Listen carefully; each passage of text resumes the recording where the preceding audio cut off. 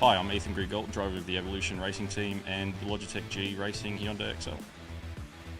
Before I got into real racing, sim racing pretty much taught me everything I know when it comes to racing lines on the track, car control, racecraft around other cars, just everything to do with racing I learned on sim racing first.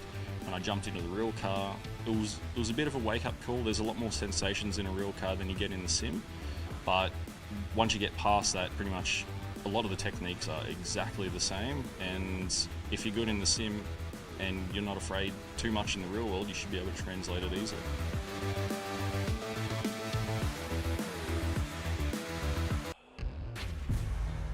When I'm driving an F1 car, steering wheel feedback is one of the most important things. It helps me decide when to brake and how hard. It's how I feel the surface of the road. Every bump in the terrain, every wheel slip. If my tyres are starting to lose grip, I can sense that immediately. When I'm driving in a sim, I need that same tactility, that level of detail I have in a real car.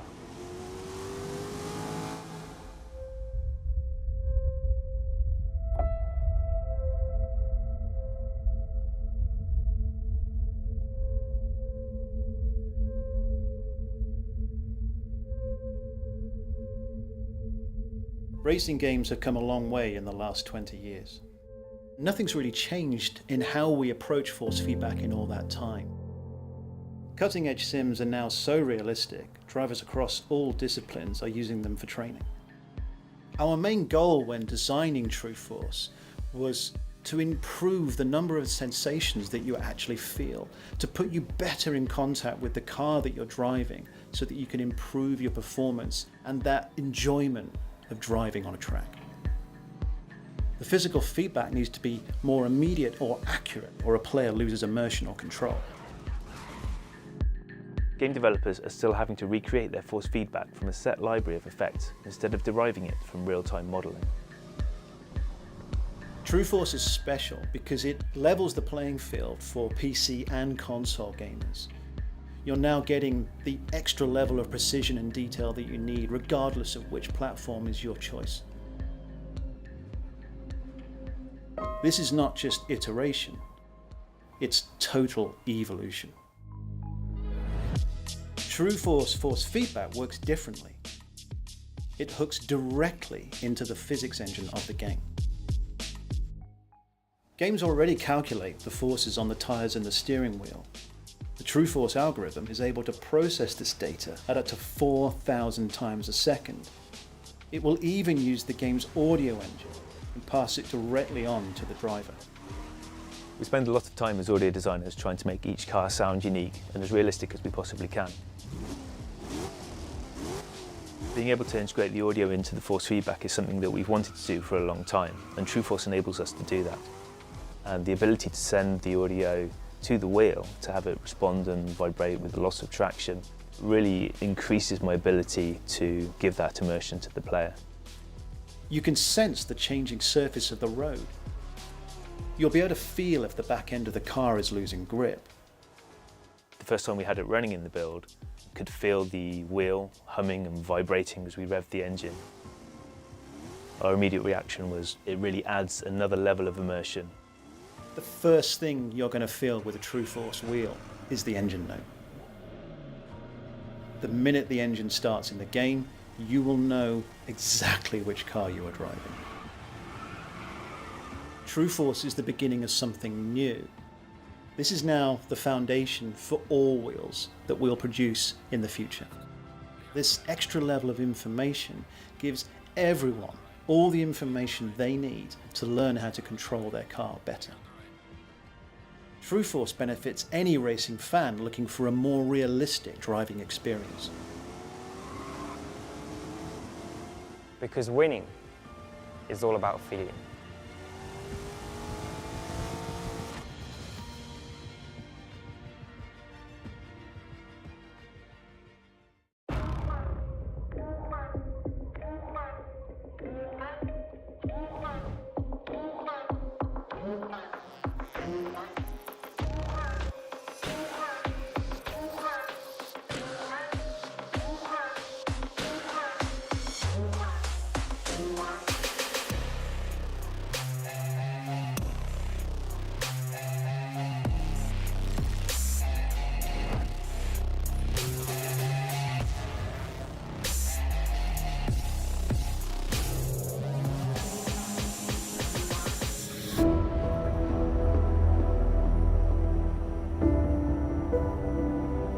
Tonight, we go sprinting. 2 races at the famous Hockenheim circuit, home of many memorable moments in Formula One.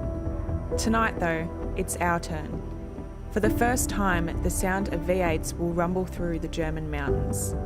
The speed will be on from start to finish. The pit stop strategy will be a game changer. The racing will be intense. Welcome to Europe. Welcome to Germany. Welcome to Hockenheim.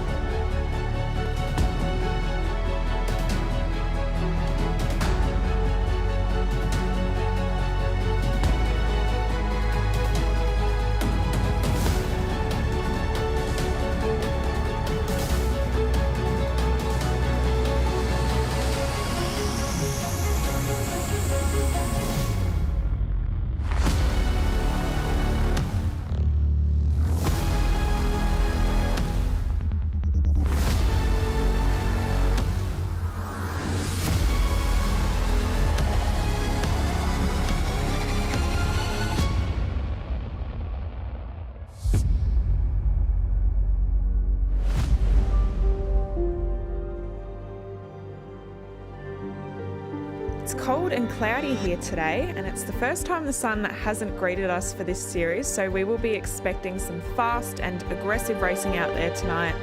Jared Filsell is running away with the series at the moment after an intense win at Spa, and as we know, only one small mistake could cost that position. As we have seen, it can happen to anyone at any time. But to talk us through all the drama ahead, we welcome Jake Blackhall and Stephen Sandman-Clark. Guys, this is the last round before the big Enduros in October.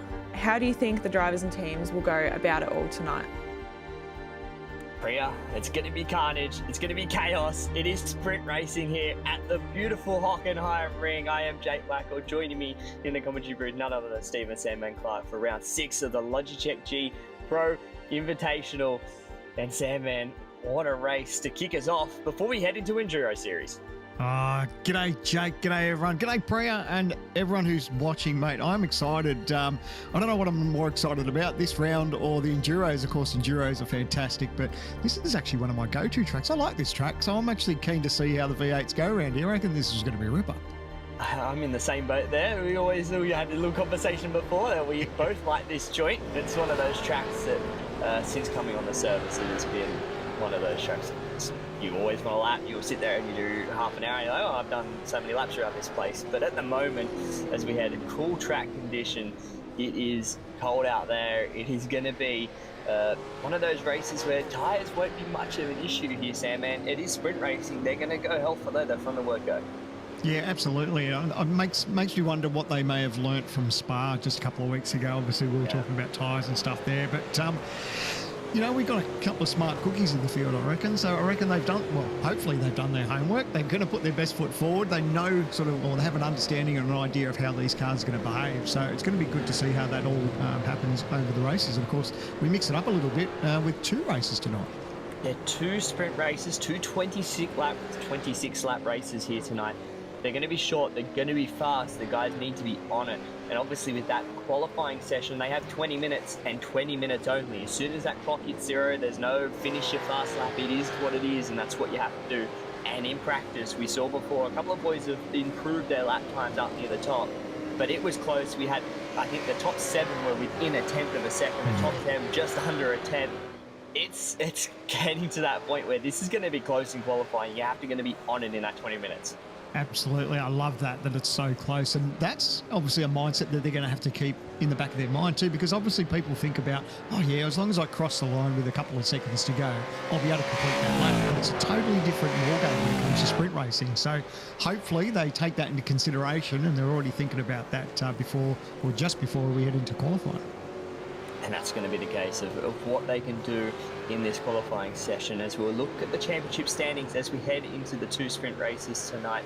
Obviously, we do have Jared Filsell is a clear cut above the championship at the moment. He is on 690 points at the moment out in front. And it's going to be one of those things where he's dominating out in front at the moment, Sam, man. He's got a good gap. And if he can keep those going, he can hopefully maybe keep bridging it into the Enduro Series. Yeah, absolutely. It's always nice to have that little bit of comfort, I guess, coming into Enduros. But I think for me as a driver, if it was myself, I think I'd want that comfort outside of Enduros, because we see so much can happen at the big races. So fingers crossed that, he keeps mindset of that points margin. Hopefully keeps it all together after the Enduros with Sandown and Bathurst. And, as long as he's got a little bit of a buffer, I think he'll be quietly confident. That's it, and it's the little bit of a buffer that I think he'll be confident in having as we head into tonight. 2 26-lap races, like we said, and qualifying is underway here at Hockenheim Ring. Sam, man, I don't even know, there's not even, as the flurry of cars come out, there's not someone we can sort of put our name on, yeah, they were quick in practice. There was a good 10 cars towards the end, or as Sean McNamara has actually got damage to the rear already, but there were so many cars in there that were, you could pick out of the hat to get the job done.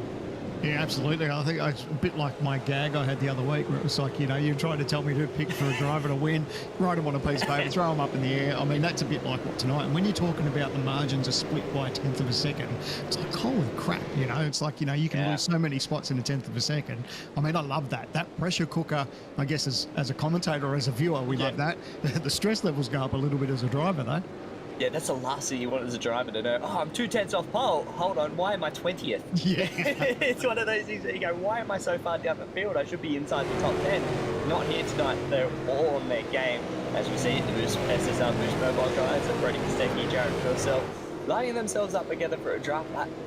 There is the chance. You can gain a lot of time around draft here, Sam. And obviously there is that long straight before you get to the hairpin. It's a possibility to gain time. Yeah, absolutely. You'll take it as a free kick, won't you? If anyone's offering a little bit of draft, obviously you'll take it rather than not. But look, at the end of the day, it's probably not as crucial as what we spoke about at Spa and places like that. But absolutely, if there is a sniff, you'll take it for sure. Yeah, that's right. He'll just see what he can do. He's trying to get a bit of a gap. Because obviously you don't want too much of the error wash through the infield. We all talk about it. And obviously with this new update as well, the Supercar didn't get much of an update, but there has been a lot of updates around the surface. So I think everyone is trying to get climatized back into this car, because I'm sure a lot of people have been driving other cars. A couple of people coming down pit lane as everyone gets ready to start their first lap. There is a couple of off tracks we should mention as well. You can fight them, especially here at turn 1. Beautiful curb cam that Luke's got set up into turn 1. We're going to be looking at that a lot tonight. But that exit of that curb, you dip a little bit over that line, Sam, man. You can easily get a 1x there and ruin your whole lap. Yeah, absolutely. I mean, like we touched on, we do the odd lap around here every now and then, and it's like you said, there's not much in it. You get that 1x, like, oh, no way, and then like we touched on how crucial qualifying is today. Once it hits that 20-minute mark, that's it, game over. So, yeah, you've got to be mindful of that and be very easy on exit. That's right. And as we look at Madison Down, coming off a good round, he's hopefully going to try and get a bit of a toe. It looks like that's Hobson in front of him. If he can keep in that draft, he should be able to gain a couple of tenths or two. Coming down to turn number 6, it is just one of those corners. It's very deceiving. You can actually brake a little bit later than you think. And as I say that, yes, he's locked the brakes and gone straight on there, and that's going to be the end of his lap. Now he's going to try and stay wide for his TTR teammates and keep out of the way. How nice of Madison just to give you a glowing example of exactly what you're talking about. So, yeah, he'd be kicking himself, but look, at the end of the day, that's his first run, so that's all right. But, yeah, and there's a couple of places like that this track does it to you. I talked about, when we were off air, about how much time you can sort of gain and lose on the infield part of the racetrack, which is sort of, I call the infield part of the racetrack, is where we're here. I guess it's like the stadium part of the racetrack where, it can be so deceiving, but there's so much time to be gained and lost, and this is the section that I was talking about. Yeah, right here, this is Camp and Corner. You go into it, and then you're like, oh, I can actually use a little bit more speed there, and then you oversteer on the exit. It has that little bit of undulation, and through the flip-flop, turns 14 and 15, and 16 and 17, you can run the car all the way out to the left, get it back in, and get on the power, use all the exit curve, you can use all that run-out ride. That should have been a decent exit for Hodgson. He's going to move himself up a couple of positions, or no? Yes, 12. P12 at the moment for Brenton Hobson. At the moment, Kostecki on top. Less than a tenth to Rivera, who should have had a really good result at Spa. Did obviously recover to get inside that top 10, I believe, but it was one of those days where he could have had a really strong podium. Absolutely. It's heartbreaking, isn't it, when stuff like that happens? You know, you find yourself in the mix and in contention for a decent result, and then something goes wrong like that. It's like, no way! You know, it's just like, and then we talk about how close the times are. It's like, you know, you give up a couple of seconds in pit lane and that can be almost, you know, night over, as we saw at Spa. So he'll use that for fuel. I think I said something like that in the broadcast at Spa, and, you know, hopefully he can bounce back from tonight, but so far so good. Yeah, so far so good. Splitting those two SSR Boost Mobile Commodores to put himself in P number 2 at the moment outside of that front row. Maloney currently fourth with Hampstead in P number 5. These guys, one lap and done. You might be able to get a second lap if you had a really bad first lap. You might push for that second lap, but a lot of these guys, I suspect, will be in pit lane, get a fresh set of boots. They all got reminded at the start of this session, Sam, man. They all forgot when they went to Spa. No escape rule is in effect, so a lot of these guys coming down pit lane, and that's a late call to the pit road. Wow. Just cutting over the whole corner, but gets it there. And Myers in the back of him, a little bit of a tap. Well, he didn't need those rears anyway. They're going to be coffee tables after this, so that's okay. But it's funny, isn't it? When we spent the couple of weeks outside of the series, and everyone was sort of spent time out of the race seat and just forgot about little things like that. So obviously that will be fresh in their mind now. They'll hopefully be a bit more mindful about not throwing away the escape rule. So yeah, they'll put that behind them and push on now. But it looks like there's a couple of people that have tried the alternate strategy where some people are in the pits and the others are out on track. Yeah, a couple of people did that. We did see one of the ERT Commodores, I believe it was Ethan Grugult. He did fire down pit lane in his first lap. Like Griffin Gardner, who we're riding on board with right now, has done the same. Coming into turn 12, going to use all that extra curve, make sure you keep your ground. And it actually looks like he's rolled out of this lap too, Sam. And so this could be one of those laps where he just rolls around and maybe bring it back in or restart and go again. Looks like the boys coming through too. Jeez, I love that shot. We were talking about that outside before the broadcast started. I was like, man, it's key shots like that. You just make you go, yeah, how good is this? Love it. That's one of those shots as well. It reminds you of turn 8 at Adelaide, right on that exit wall and right on that curve on the inside. Imagine a shot right there. That's pretty much it. That's what you're going to get as we look at these guys coming down the backstretch. Josh Anderson has a green first sector at the moment, so that will be his personal best. There's a lot of traffic around him though. These guys are able to work their way through and get through cleanly, and they've done that. At the moment, can he improve? He hasn't got a time at the moment, but Josh, he was one of those guys in that top 10, Sam, that we were talking about earlier. Yeah, absolutely. I think so far so good. Like to a couple of green sectors. We're still not quite at the halfway mark, so it's not panic stations just yet. But if you start making a little bit of a mistake here or there, and you haven't really put down a decent banker, that's when you start sweating it out a little bit. But you know, so far so good. I mean, I think we touch on that a lot too. Is where I think, well, for me as a driver, not that I'm anywhere near the caliber of these guys, but for me it was always, let me try and do some sort of banker, and then I can worry about pushing the car after that. So yeah, that's I think is key, and especially when we talk about how crucial qualifying is that puts Anderson into P5. So he'd be happy with that, just over a 10th hour off pole. Yeah, 10th off pole, P5, not bad. We'll take that first lap in. And so got to lead us Jamie Dyke off the road. That looks like that's end of turn 13, 14 in between there. He's rejoined coming into the second to last corners. Going to go, but here comes the train of cars as Madison Down moves himself up into P number 9, who actually had a drive of Josh Anderson's car on the weekend. I'm sure he enjoyed that. Those Aussie racing cars look like they're a blast to drive, so I'm sure he had some fun. Has driven it before. He drove it back in Homebush when he won, I believe it was a race centre drive. You most surely remember that one, Sam, man. That's going a long way back in my archive to try and pick that one out of my head. But yeah, I do remember him having a drive at Homebush in one of those cars before, so it would be good just getting back behind the wheel. But Kuznetsov at the moment in amongst this train, all getting for their second time laps.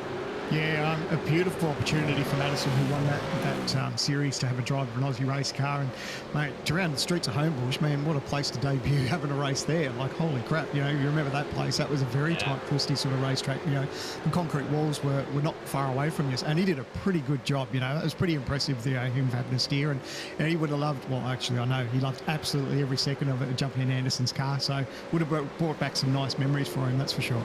Yeah, would have given him some good memories. As Jared Filsell, right now, he wants to make this season a memory.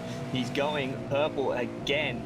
His domination is continuing up near the top. Let's see if he can finish this lap off. Myers is in purple first sector, so we've got to see what Myers can do at the end of his lap. And here comes Filsell around the final corner. What's this going to be? Can this be provisional pole for Jared? It is provisional pole for Phil Sell. Myers only goes up into P number 5. Maloney moves up to 4-7 for Hampstead. Bunch of these guys moving up inside the top 10. Marcelo Rivera, no improvement on his time. Down and Burton, no time as well for them in terms of improvement. So a couple of these guys going to have to reset and go, but only half a tenth in it between the Boost Mobile cars. Yeah, that was cool. We were riding on board, and actually as Phil Sell was right up behind Kostecki, it worked out so nice for him. Kostecki actually put in a purple last sector, and he was there, making the most of that little sniff of a draft. So worked out nicely. Absolutely nothing. Slotted a little bit of paper between the two of them for first and second. So really cool. They've got a good gap as well to Marcelo Rivera, so they've done a good job as we look at Tom Freya, currently in P number 12, SSR. He's going to be coming around for one of his time laps, see if he can try and improve this time. It's a couple of tenths, not even that, just a tenth, and he'll be inside that top 10, and that'll be a good showing for him for the first race. Progressive grid tonight, so obviously where you finish in race 1, you will start in race 2, one compulsory pit stop for each race. So you want to try and start high up in this grid, so that's why qualifying so crucial already. 10.5 minutes gone. Burton down in 14th, and that's what we're saying, crucial. A couple of these guys moving out of the way. Hayden Harrison moving over to let these guys through, but Burton currently down in 14th. Again, he's been showing brilliance there, man. It looks like he's just stuck in no man's land tonight. Yeah, hopefully that'll change for him. We spoke about and touched on how good of a bounce back he had. There was a time where he found himself in a couple of altercations and backwards at one stage during that race Spa, but yeah, great that he was able to bounce back. Looks like he's going to fire straight back to pit lane, put on 4 fresh Dunlops and go again. So yeah, hopefully he can make it up a couple of spots now, but yeah, terrific bounce back last week, and that's really key. When you find yourself in a bit of a situation like that, it's easy to get frustrated in the seat and you can throw your night away. I mean, I've done it before, you get flustered and you start kicking yourself because your night's starting to go pear-shaped, but for him to keep composed and bounce back like that, that was hats off to him. So well done, mate, and yeah, let's hope he can make up a couple of spots more and put some pressure on the front running guys. That's what he needs to do. He needs to try and improve and get in there to challenge those guys. We know he can do it. We know he's got the pace. As Ethan Warren moved up a couple of positions as well, as we're running off over Stenberg. So Warren up into P number 6. I know Ethan Grugult setting personal bests as well, so we should see him jump somewhere around. I believe he has jumped actually up into P number 12 at the moment, so moved up a couple of positions as these guys reset, get ready to go again. Bit of a gap spread compared to what we saw in practice there, man. Maybe these guys are just getting a little bit flustered underneath the pressure. Yeah, I don't know. Well, I guess if you take away the top two, there's not, it's pretty close after that. So it looks like those two just managed to get, when I say those two, it's Phil Sell and Kostecki, they were on a good lap. And like I said, it was the fact that Phil Sell was tucked under Kostecki's rear wing and he went purple in the last sector. So that made Jared's lap even that little bit better. So that's probably where that gain is. So you take those two out of the equation and the times are incredibly close. So they know they've got a little bit of work to cut out for them, but this will be sort of close to, they'll get this run and maybe one more after that, just trying to beat the 20-minute clock. So it's not stressed yet, but you can see, look at them, you can see these cars now just moving around trying to find probably a little bit of a dancing partner in these last few minutes. There is a lot of cars, as you see on the left timing sheet, of outlap, and there has been a lot of cars in the way for Ethan Grugult to work his way through. He's actually, I don't think he's on a push-push lap. He's gone, he's held it though. Last thing he wants to do is actually get damage to that race car. Obviously, no escape rule, can't repair that car. You'd have to repair it in pit lane, but he did a good job there, Sam, man. Kept it all straight, come in, put some 4 fresh boots on and go again. Yeah, the only advantage to take from that is that it happened right near pit entry, so, you won't lose as much time. Frustrating, but yeah, got away with it. Yeah, got away with it. And now he can reset his sights on getting into some clear air again, as all these guys that were coming out that were sort of around him, now getting ready to see what they can do. This looks like a massive SSR train at the moment in front of Rosella. I think there was a couple of cars, SSR. I think it was actually led by the 2 Boost Mobile Commodores as well. So these guys are going to see what they can do. All inside currently in the top 10. It's a green first sector for Phil Sell, and that's done well for him at the moment. Dylan Rudd's in amongst that train as well as one of the ERT Mustangs. So let's see, Phil Sell leading the train. Currently, green first sector. Yeah, I wonder if it's his turn now to give Kostecki that little bit of a tow. But that's what they need to do, is just keep single file. It looks like they've got enough spacing between each other, because that's one of the tricky bits is when you team up and you start following someone to get a little bit of that tow advantage, the last thing you need is where you start tripping over each other. Big game for Kostecki, and he's just gone in too deep. So thrown that away, unfortunately. But that might have been just where it got his rhythm that was upset a little bit. Phil Sell went in there, he sort of got in there a little bit quicker, and then, you jump on the brake that little bit harder, and it's, the laps thrown away. Yeah, I think that's lap thrown away for both of them right now. Brad Ryan's on a really good lap, though. He is that car that just overtook Phil Sell then. He is going to look to his 15th at the moment. If he keeps going at the moment, he could move himself inside that top 10. I'm sure he'll be happy with that. 2 green sectors at the moment from 1 and 2, looking at a 38.0 currently provisional pole from Jared Phil Sell. Rounding in the final corner goes Brad Ryan, the ERT Mustang. Let's see what he can do. Cross the stripe. Is that going to be an improvement? It is to P9. Birkin Rudd move up. Rosella moves up as well into P number 3. Good improvement from him. Hampstead down. They've all improved down to P number 3. Not much in it. Less than a 10th to pole. Love it. That's really good. That's nice and close. And you can see these guys now. So this will be the last run now. They've had that run. They'll fire back into pit lane, as we can see that Smith's now fired in. So they'll all have one more run in it, because we're approaching the 16-minute mark now. But, man, it's getting nice and close between those top 3. How good are the times? Yeah, we love that. Down this late fire, bang, up into P number 3. And that's not much. He just needs to find that little bit of extra time, and he can do it. They should, if they get around quick enough, say, man, it's going to be close. They've got 4 minutes left. If they get around, get in pit lane, put the 4 tyres on it, and then basically go, they should be good enough to get that one-time lap. And they have to cross the finish line before 20 minutes. There is no 20 minutes and a bit left, and then finish that lap. It is 20 minutes. As soon as that session does, it is over. There is no times, no more laps will count. So they have to make sure they get their lap in. Yeah, and the beauty of some of these teams, they've actually got team managers in some of these teams that will be sort of keeping an eye out. They'll probably have some sort of idea too. It's like I guess it's a bit like Formula One. They sort of all sit there in pit lane till the last couple of minutes, and they know roughly how long it's going to take them to get round to start that lap. So they'll have that number in the back of their head that they know that they need to cross that line, because, like you said, as soon as it hits that 20-minute mark, it's all over. I think these guys actually might not make it. These cars coming in now, they're going to have 3 minutes. It's what, 1:40 a lap. By the time you put tyres on it, you need roughly a minute. I don't think they're going to make it. They've got 3 minutes left. You got to remember, they've got to do an outlap and then start the lap. You need roughly 3 and a bit odd minutes to get the lap done to be safe. It's going to be close for them, I think. Yeah, and that's where Phil Sell and Kostecki are right now. Yeah. So just under 3 minute mark, they're coming around the last couple of corners before they start their lap. So looks like that they've teed it up nicely. So now they'll just be keeping an eye on their lap. They want to put down something good, because they know there's a hungry pack of cars that would love to take that position off them. There is. There's going to be a bunch of cars that will want to get their lap and take that provisional pole. But at the moment, Warren, he looks like he is on a lap as well. He's currently in P number 5. He had a really good practice session as well, and hopefully he can try and back that up in the race. But at the moment, only 2.5 tenths off pole, and like we said, it's close. It is close. From 4th on through to 10th, there is just under a 10th.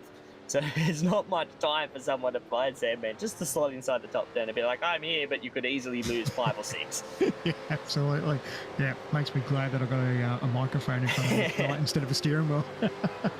We'll take the microphone any day when it's like this over a steering wheel. Yeah. And it's so much stress, so much pressure, especially when you're on a lap. And as we say, that Jared Phil Sell purple first. I saw Burton's one tick up with the green, but Phil Sell purple first sector. Is he following? I think he's actually following Jake. He is. So that's where he's getting the benefit of the tow from Jake Burton, especially to that first sector. You'll get a little bit of that as well through the second sector, Sandman, where now he can try and gain coming into that last stadium section of the racetrack. Oh, mate, how good are these onboards? The one before, where I was just seeing the steering input that he was having. You could see that it was nice on exit. He didn't have to put too much overcorrection there. Riding the bumps nice, and he's getting that gap to Burton just that little bit closer, but not enough where it's going to jeopardise him. So yellow second sector, not ideal, but still a purple sector may be enough just to improve that fraction a bit more. As behind him though, Kostecki's improving too, so Brody might actually leapfrog him in the draft. That's always the benefit. If the guy in front does a really good lap, the guy behind usually does one that's a little bit better. Phil Self across the stripe, does he improve? I don't think he did, but Kostecki did. And he's taken provisional pole, a 37.9 from Brody Kostecki to move himself up onto provisional pole in front of his teammate as they both lock him up. They know they're not going to get another lap done, but that was tight between those two. But Brody benefited from the tow. Here comes a couple of other boys coming across the line. It's Ben Smith. Let's see what he's going to do coming across the stripe. Moves himself up only a couple of positions in the P number 19. He'll be disappointed with that. Now we've got Keep an eye on the clock. Yeah, the clock is signing down. There's only 7 seconds left. If these guys aren't in that last sector, I think that's going to be it. There it is, 20 minutes. And that'll be that. That's how tight it is. You were so close too. Yeah, so close to finishing a lap, but you're not able to get it done. But there it is. Pole position for round number 6 for Brody Kostecki. What a lap time right at there. Yeah, it was a ripper. It was good little teammates, either working with each other. There's nothing in the time, but wow, look at that. And look at it with, Phil settling down too. Incredibly close. That was a really cool quali session. Yeah, that's one of those sessions where you can watch that one back as Phil Self gets able to draft his teammate up to get Brody Kostecki pole position. They'll line up on that front row. Down third with Rosella in P number 4. Warren Rivera, Maloney Burke Myers, Dylan Rudd rounding out the top 10. Good qualifying from him to get that one done. As these guys will get ready on the grid, we will get ready to go through our grid walk here as we look through the rest of those results here today at Hockenheim Ring. And we'll be starting with our pole sitter Sam Mann. We'll be starting with Brody Kostecki. Mate, we're joined on the grid now with Brody Kostecki. Congratulations, mate. Leaving it till the last, 30 seconds to go. You got that timing down pat, mate. Congratulations, P1. Yeah, thanks for that. It's always really good to get pole, and to have Jared starting P2 as well is pretty cool. It's almost ideal, isn't it? We saw you guys, you sort of were, I guess, were taking turns, one leading the other, usually, get a little bit of a tow. How helpful was that? Yeah, it was definitely really crucial to the qualifying there, and Jared and myself always sort of swap ends and try to give each other a tow. So yeah, it was good. We just got a bit of clean bit of track, and the car was handling pretty good as well. So it made things pretty easy. Now, was that key on your mind as far as, obviously starting up the front? You haven't got to worry about any other cars in front of you. People have been talking about how tricky sort of turn 1 and 2 could be a little bit. Has that sort of played on your mind? Have you sort of thought about that now? Yeah, definitely. This track's really sort of known for big tows. So the cars behind will have quite a big advantage going into turn 4. So I have to keep my eyes peeled at the start here, and hopefully don't get any damage and go from there. Well, fingers crossed your boost teammate looks after you, mate, and there's no panel damage coming into the first couple of corners. Good luck for tonight, mate, and hopefully we have a chat to you a little bit later. Cheers, thank you. There you go, Jake. How good's that? That's from one Boost Mobile to the other. I'll let you take it away and have a chat with Jared. And I will start here on the outside of that front row, Jared Field. So Jared, just helping your teammate along there to get pole position on that last lap. But it looked like you guys had some really quick cars in qualifying. Tell us about that. Yeah, I'd like to thank Bush for the tow. I gave him one back. I was all square on our end. The quality dog's actually really good, so that's Brody's fine work. Again, I feel like a broken record, but I've done no laps, so I'm just arrive and drive spec tonight. So yeah, it's quite a decent setup. Can't be that bad for a arrive and drive to line up outside of the front row. But how do you look into these two races? Obviously, the championship starting to come into effect now, where you got a good, comfortable lead. But then we head into the Enduro Series. Is tonight just the two races, just bank points? Obviously, you got your teammate out there to help you, but just get points to head into the Enduro Series with a comfortable gap. Yeah. Obviously, we can't have a howler in race 1 because that carries over to race 2, so hopefully we can keep it clean for race 1, and then we'll see where race 2 we end up. But the aim of the game here is just keep it clean, bank points, and then deal with all that stuff later. That it is, and hopefully you can have a strong race tonight, and we look forward to hopefully talking to you later, Jared, and good luck in the first race tonight. Thank you. And that was Jared Filsell lining up outside of that front row, but Sam, and you're going to be with our P11 starter, and that's going to be Brad Wright. Brad Ryan just missing out on the top 10, mate. Incredibly close in qualifying. How was quali for you, mate? G'day, Sam, man. Yeah, it wasn't too bad. The lap sort of that I did that time with wasn't the cleanest, but I'm sure everyone has a similar thing. So yeah, sort of devo that I'm not further up, but it is what it is. It's incredibly close. We spoke about just how close the times are. Did that sort of play on your mind a little bit coming into quali, knowing how close the times looked in practice, and then of course the crucial 20-minute cut-off time? Oh yeah, the car's fast. We've sort of been working pretty hard at ERT, and the car's fast and the time's there. It's just a matter of getting in a draft with somebody and then nailing that lap when you get the chance of draft. So I had a good chance to put a lap together behind Bush, but he sort of got a bit wide and it distracted me, and there goes sort of 2/10. So no, it's the car's fast and just got to get through the race. So. And now, without giving away too much, obviously you've got a little bit of a game plan tonight. 2 races tonight, but then obviously you've got to position yourself well through this and not get caught up in too much chaos. Do you have a mindset, or do you sort of wait and let the first couple of laps play out before you decide how the race might pan out? Yeah, I don't like to attack the race, because I think in this car, as soon as you attack hard, your tyres sort of just go away from you. So I always plan just to get through the first few laps and overtake where I can, and most importantly try and just keep a straight car with good tyres and focus on the end of the race. Well, good to chat with you, mate. Eyes forward, and hopefully we're talking to you a little bit later on, but not a bad effort in quali, mate. Keep your chin up and eyes forward and grab as many as you can, mate. Thanks, boys. Have a good one. Thanks, buddy. And now you head a little bit further down the grid, Jake, to chat with another Jake.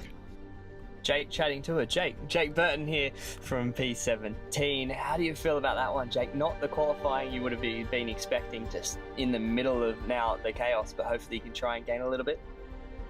Oh, I'm pretty happy to be in the top half of the field, to be honest, given the preparation. You know, you can always do something in these sprint races from here. You got those big wide open hairpins. You can do the old F1 past the AI move down the inside and take 6 cars out, so why not? We'll see what happens. Oh, well, we know where Jake's going forward in this race. He's not going to be waiting around in P17 in this one. How do you feel like you're going to have for a race car, though? Obviously, you got to still maximise your result here, and is it going to be one of those ones, play the strategy, see where you're at after lap 1, and then go from there, whether you do an early stop or a later stop? So no idea about the race car, to be honest, mate. I haven't driven on the race set yet. I jumped on VRS qual set in the practice session, and that's every lap I've done thus far has been on that. So we'll see how the race car goes. Really, it's just I heard Brad on the back end of his chat. Basically, yeah, keep tyres on it, so we got some drive off these tight hairpins, can get some runs, and yeah, hopefully just play the pit stop smart and just benefit from everyone else's misfortune, hopefully, and hopefully we end up in the 10. Oh, well, hopefully you can climb yourself up. I'm sure you will. You'd always had the pace, and you did a good recovery drive last time out at Spa. So good luck today, Jake, and hopefully you can get inside that top 10. Thanks, guys. Have a good call. Enjoy it. Thank you. And that was Jake Burton starting down in P number 17. And Sam, man, let's run through that grid. And what a grid we've got set up here as we look through the field. As Jared Filsell, Brody Kostecki, Brody on pole, Jared on the outside. It's going to be a run down into turn 1 for those SSR Boost Mobile Commodores with Madison Down, Luke Rosella, Ethan Warren, Marcelo Rivera, Maloney Burke, and Brady Myers, with Dylan Rudd rounding out that top 10 with Brad Ryan and Josh Anderson on row number 6. We look a little bit further down with Richard Hampstead, Ethan Grugult on row 7. Tom Freer, Brenton Hobson with Jake Burton, who we just spoke to, alongside Andrew Gilliam, who will be a little bit disappointing starting down there with Ben Smith and Sean McNamara, rounding out the top 20 as we look through the rest of the field, Sam, man. And what a grid it's going to be. What a race we've got set up. Those two on the front row, they're going to be fast. Yeah, and I think everyone will be mindful of that too. And, you know, Brody was talking about, you know, how key it is to have a little bit of that draft. So you'll probably see that these guys will be quite happy to let them sort of jump, and hopefully they can sort of just make the most of it, go single file and keep with them at the start. And that's all they need to do. So they keep single file and get into that position of where they're able to just concentrate on their race. It is a 26-lap race here for both races, compulsory pit stop. That can happen anywhere. And I'll be looking roughly around halfway, Sam, and I think will be the call of what these guys do. But again, if a safety car comes out, it changes everything. Yeah, absolutely. We've got our details on screen with track temperature. I mean, that is always a big key, isn't it? You'd love to know if or when a safety car is coming out so you could do the ideal pit stop. But I love how that can be a bit of a game changer and really throw things on its head. And that's right, as we're looking roughly 40 seconds till these guys will get ready and get set. And we'll be underway here for race 1 here. For round 6 of the Logitech G Pro Invitational Supercar Series. Brody Kostecki on pole, Phil Sell on the outside. Any bets into this one, Sam, before we get going? Mate, I think the top boost cars will be pretty careful into turn 1 and 2. And of course, we've seen the sort of pace that they've had, you know, regardless of whatever round it is. So it could come out of those two, but never doubt there's plenty of good teammates there a little bit further. So again, look, you want me to pick one? I'll pick Phil Sell. You pick Phil Sell. I'm going to go down. I'm going to go down after what he had last week. I'm gonna take down off P number 3, row number 2. As the res will soon start to build, and these guys will get ready for round 6 of the Logitech G Supercars Pro Invitational here from the Hockenheim ring. It's a Boost Mobile front row, and they are underway. And it is a It's a bad start. Kostecki has not got going. Everyone's avoiding him. He's managed to pluck a gear and got going, but Phil Sell all by himself in a turn 1. Man, and well done to everyone to miss that. That could have been huge. I mean, we've seen that in the past. And, someone's backwards. Oh, goodness, it's not the ideal start there, but wow, that could have been a lot bigger off the start. That could have been a massive accident off the start. Well done to everyone to avoid Brody off the line. He didn't get it going, but Phil Sell now going to be P1 down in P number 2. Rosella's done a good job to get through. There's more carnage in the background. It looked like there was smoke in the background of turn number 5. Oh, just trying to do a lot of damage to that TTR Commodore too, the front spreader. But man, you can see a bit of a change for the lead. Is that down? That was Warren. Even Warren ran super deep. I feel like maybe he tried to make a move and knocked him up and went on. Then Down's going to capitalise, because I'm sure Phil Sell maybe had to just roll out of it as Ethan Warren kept going. But Phil Sell, good defend. Rosella's there on the inside. A little bit of tap down on the over and under. Down's going to try and go around the outside. Look at this for lap 1 of round 6. Mate, awesome racing side by side. They're not giving an inch between Down and Phil Sell. Look at them. They're going into it side by side. Got to give each other a little bit of room. Hard on exit there. Down's got to ride the curves, but look at him not giving an inch. But if Phil Sell's not careful, he could get swamped by 1 or 2 cars here. Yeah, McNamara Rosella, could go through as a couple of people having issues on the racetrack further back in the field. He's got the job done. Phil Sell a little bit wide there, just coming off the second to last corner, but what an opening lap down to the lead. He's pulling it out now. He's going to try and hold that gap because there's a couple of SSR cars behind him. Mate, incredible start. I love the hunger from Down. Look at that, as he leads into turn 1, lap number 1. Now we know it's a sprint race, so a little bit different mindset. There was a bit of drama in that opening lap. Thankfully, we haven't seen a safety car. I wonder if a couple of people were very mindful of that. But now these guys just want to settle down. A little bit of side-by-side racing here. Marcelo trying to get in the nose of the inside there, but looks like they got away with that nice and clean. He had a look on Malone. He down into turn number 2. He thought about it, backed out, knew he wasn't going to get alongside him. Now Down. Here comes the draft from Phil Sell. Will Phil Sell have a look to the inside? He does. Down doesn't cover. There's no need to. It's early on in this sprint race. Phil Sell to the inside. And is he going to do a switch? He is. Phil Sell ran deep down to the inside, going to capitalise. Rosella, is he going to be on the inside? He's there, but he's not close enough. Yeah, wow, how good is that under and over? That's easy to do. We spoke about how crucial it is sometimes just to pick up that braking marker, and if you just misjudge it by a little bit, the driver can do the under and over, and that's exactly what Down does. Looks like he's really comfortable with that car in these opening laps. Down looks super comfortable. The person that doesn't is Phil Sell. He did say he hadn't had many laps on the race and hasn't done anything in terms of practice. At the moment, you can see he's struggling at the moment with the heavier fuel load pressure. They're just throwing off just a little bit. Wouldn't be too much, but it can just unsettle you a little bit. And he's been ruffled a little bit as well in these early laps. These guys have been throwing the gauntlet at him to try and take P number 1, which they have. Down currently P3 was right on board with Brenton Hobson. And he's in P17, which is where Burton started. Burton has made up some ground as well. He's currently P12. Yeah, that's terrific. Just in those first couple laps to be in P12. Oh, a big slide. How good that was that? Just using up and heating up the rears there. But, man, yeah, a good little jump. You know, got himself out of the danger zone into P12 for Burton. That's good. But look at down now. He's just starting to open up that little bit of a gap now between him and Phil Sell. Now, 8/10. Now he's just been mindful of that coming into this sort of, this, I guess we call it like the DRS zone in Formula 1. Yeah, he's going to be in that DRS as we look at a replay of the race starters. Everything starts to just calm down a little bit here as we get earlier on in the race. But Kostecki, there he was on that outside of the front row, just didn't get going. It just, you can hear it. His revs are building. It stalled. Oh, it just stalled. Oh, a little bit of a tip. Oh, yeah. A couple of the TTR cars got him, but it just died. He had the revs built and everything. Maybe he was running a dual clutch or something in the turn one, and it didn't get the bite point on where he wanted it. But yeah, that's unfortunate for Brody. That's going to be a tough ask for him for the rest of the night.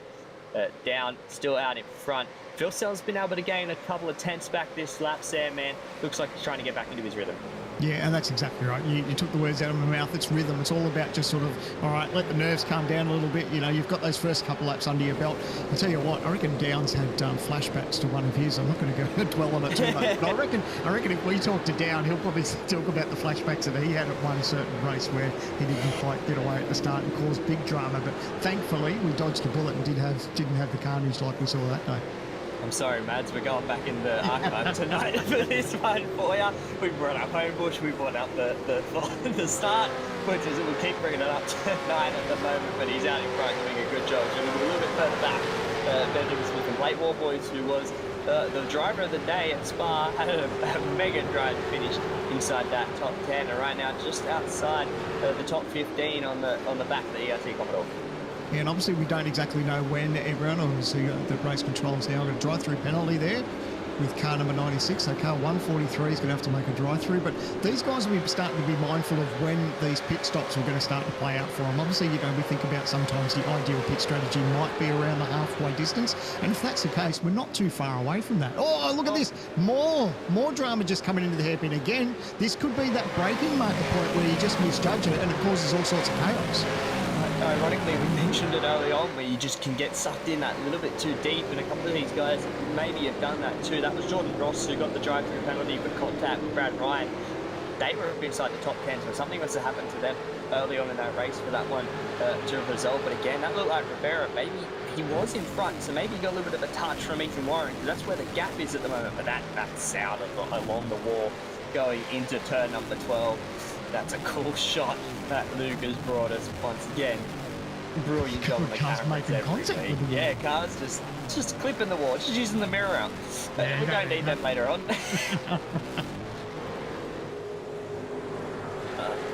But what a drive so far at the moment for Magnussen Down, out in front, 7/10 of a second. He's still holding that gap over Phil Sell.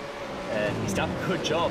Phil Sell's got back into that rhythm, but hasn't really been able to, using all the road and more sandman out of turn one. May as well, sprint race. They have 20 incident point limit for the duration of this race before they get a drive-through penalty, so you may as well use them when you can. Well, absolutely, and that's something that the drivers will think about. You know, you think about the distance of the race, and there's how many tricky corners where you can get easily caught out with those off tracks, and you do sort of be mindful at certain parts of the racetrack and use them up towards the end, because like I said, you know, if you've got that limit, you might as well use it. And it's a TTR versus ERT race at the moment. Hampstead, Myers using a little bit of bump draft, NASCAR skill down the inside to get past Rivera, and as I say that, he's fed him into the hairpin. Is he going to slot back? He was like, hold on, you need to go a little bit more, a little bit further in front. I need the space too. And they get it done and both capitalise on that. But that would have been a little bit hard in a mouth moment, because you don't want to turn your teammate in front of everyone. Yeah. What's the first rule between teammates? Not to touch each other, but yeah. I mean, a little coming together obviously wasn't planned, but they managed to get away with it. So thankfully, Hampstead's just sort of tucked back in and they'll push on now. And they've got Rivera and Grugult now lining up Hampstead to try and capitalise. Maybe unsettled him a little bit, having to roll out of the throttle. He would have had to just go, okay, Myers, go. I don't want to get into the back of you again, Brady. So you need to start stretching your legs, and it's now fed him into the back of Rivera and Ethan Grugult, who are currently right behind him. Grugult looks like he could have a little bit more pace, but I feel like, and we've said it, Sam, that Marcelo's rhythm has been compromised by the contact a lap ago, and then this lap obviously getting passed by Myers. I think it's really just thrown him out where Grugult looks to be the quicker driver at the moment. Yeah, and that sort of ebbs and flows, isn't it? You know, and sometimes, you know, you'll find where you use up your tyres a little bit, they overheat, but it's going to be a move here between teammates, nice and clean up the inside. You get the job done. So that was good. And that might have even been just a little bit of inter-team chat too, where they're like, you know what, if one's faster than the other, let's swap them around a little bit and see how it all plays out. Yeah, could have been just let me go for a little bit. If I can get through, or we can work together to keep going up in front of through this field. They're on the outside of the top 10, or just on the inside of the top 10 as well, with Grugult in P number 10. So they'd just be wanting to try and close up to this gap that they lost a little bit of ground to, which is currently a couple of TTR cars. But at the moment, Phil Sell slowly reeling in Sam, man. He's just closing in that little bit. It's now only 0.4 of a second out in front. Yeah, but Downs' car looks fairly tidy, doesn't it? I think we said that from the start, that he looks actually quite comfortable. I think he's probably just hitting his marks. He's probably not too stressed at the moment about as far as, you know, that Phil Sell is starting to close that gap, because he would have probably imagined that was going to happen anyway. It's when they start thinking about laps and pit stops and all the rest of it, that's when it'll sort of to be a little bit more crucial. But you can see how these cars are all starting to bunch up, but they have made a little bit of gap over the rest of the field. But these little pools of cars, it'll be interesting to see how it all plays out when it comes to pit stop time.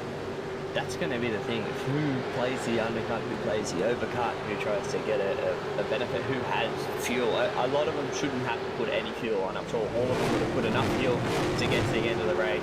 It's just going to be a compulsory 4-tyre pit stop and then go from there. They could underfill it, put a little bit in. Obviously, you do get covered of roughly 18 odd litres in the stop gets covered by tyres. So you can chuck a little bit in at the stop. Some of them may do that. Some may just want to run with a heavier fuel load. Obviously, personal preference between each of the drivers, but this draft, this train is what's bringing them in, like you said before, Sam, and the DRS train, as you like to call it, just pulling Phil Sell back in, and it's bringing a couple of the other SSR cars with him. The one thing I do like is that, well, I guess it's interesting for us and maybe a little bit frustrating for Jared, but he had his teammate there, so they would have been planning out that, you know, pit together, work together, and now inside the top 10, there's a lot of other teammates that have got each other to sort of rely on when it comes to pit stops, where Jared he's got his other sort of SSR teammates there, so I guess that's something that they'll be thinking about as far as when it comes to pit strategy. But I guess in the early stages, before we saw the drop of the green flag, they would have been working out between Phil Sell and Kostecki what their plan would have been. That's exactly right. As soon as it all went pear-shaped before it even got off the start line, they had to sort of rethink what they're going to do, especially for Phil Sell. He doesn't have his wingman there anymore to be able to help him in terms of what he can do. Obviously, he's got his other SSR teammates, but obviously, I know obviously Phil Sell and Kostecki work really closely together, that they would have known exactly what they were going to do, exactly how they were going to play out this race as they would have went on. And for that, to just throw a little bit of a spanner in the works, it's like, okay, now we're going to reset and can go again. As we look a little bit further back in the field, there's always battles, especially around Hockenheim, bring this track promotes close, hard racing, and at the moment, Luke Mitchelson with Sean McNamara, behind him with Kobe Jones, with a little bit of damage to the front of that Commodore as well, obviously from that opening lap melee. These guys will be wanting just to get through to that pit stop window. Yeah, absolutely. Look at the damage to some of these cars too. Obviously, we didn't get to catch all the action, but there certainly made things very interesting. But it's always close nose to tail at the start. But you know, ideally, you don't want to have that much damage. But you know, at the end of the day, what they need to do now is just push on as we see a move up the inside. Luke Mitchelson. Oh, they're going to get done. You can see I love the glowing brake discs. How good is that? They're both on the limit of the threshold there, trying to pull these cars. Oh, sideways. Oh, off onto the grass too. That was just a wiggle by the car and then absolutely had nowhere to go and got forced out on the grass. McNamara did a great job to hold on to that, but that was just unfortunate error. He got caught. The nose clipped the back of the car and then obviously he went off onto the grass. But, man, lucky to keep it straight. And nothing for McNamara to do as we look at a replay of that. So it was Luke Mitchelson, that got onto the little bit of grass on the left, and as it unsettled the car, and there it was, bang, and then that was it. And you can't, just wrong place, wrong time there. Push on McNamara that he was unable to keep going. Lost a bunch of spots as well. As he will rejoin in the car. But I saw further down there as we switch back to lead was Jake Burton. He's dropped down to P number 24 at that stage. So something's happened to Burton, and it's no pit stop, nothing there. He's 23rd at the moment for Jake. So this could actually be one of those things of what's happened to Jake. He was just outside the top 10. Is this going to be contact? Yes, it is. Oh, no. Got him, bent him around. I think that was Andrew Gilliam as well, and he's just stuck in the middle. He tried to reverse it off, but there was cars going to the outside and able to rejoin. So great job there from Luke. That was on lap 3 of the race. So we said he had made a really good start, made him way up inside, just outside that top 10. And then on lap 3, it all came undone. That was Andrew Gilliam, I believe, in the back. But looking back to that race lead, down in front, just under 4/10 now to Jared Filsell as he brings Rosella and Burke with him.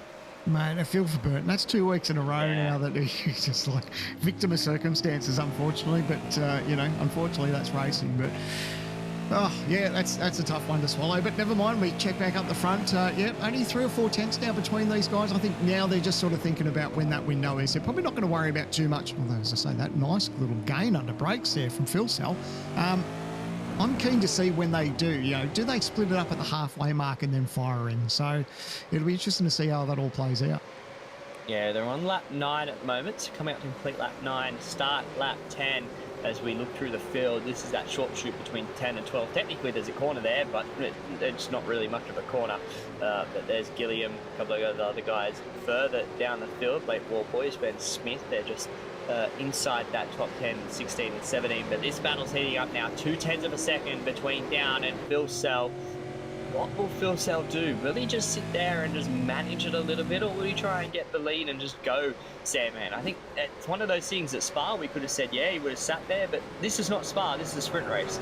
Yeah, I think it'll too, and because he's coming up to that point where you're going to have a pit stop, with changing tyres, you don't need these anymore, so you may as well use them up. I thought he was going to think about a move up the inside there, but if he feels that he's got pace, you obviously don't need these tyres for much longer, so you may as well use them up, get the best out of them, and if he can make a move, it's obviously much easier to fire into pit lane and not have to worry about a car in front of you if you all end up pitting on the same lap, I should say. So, I think if he's got pace, it looks like here, he may be able to think about a move up the inside. Yeah, here it is. He's going to have a look. He's going to show the nose. Down's going to give him enough room. Down's not going to shut the door on him. He knows better than to do that. And he's going to... Will he get the better drive traction, though? I don't think he did. Down. Here he comes. He's going to fight back. And it's on outside of turn number 7. Can he hold it around the outside? Still side by side. Down's going to be on the inside preferred line into turn number 8.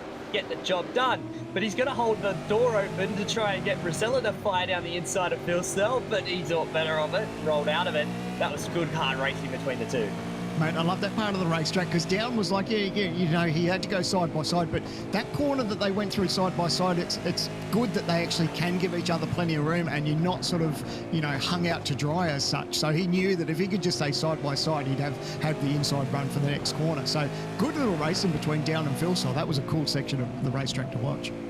Yeah, it's always good. A couple of passing opportunities around this joint that promotes that type of a racing that you've seen in every championship series that ever go here. Porsche Supercup, obviously the esports Porsche Supercup as well, DTM as well. When they go here for their yearly 2 visits, sometimes when they come to this place, always has some hard, clean, strong passing and racing. And right now we brought our supercars here to play and they're showing the same bit of action already. Rosella and Berg, 3rd and 4th. And now they've got some friends, Warren and Maloney, closing in on this pack. And it's bringing Anderson and a couple of other guys as well.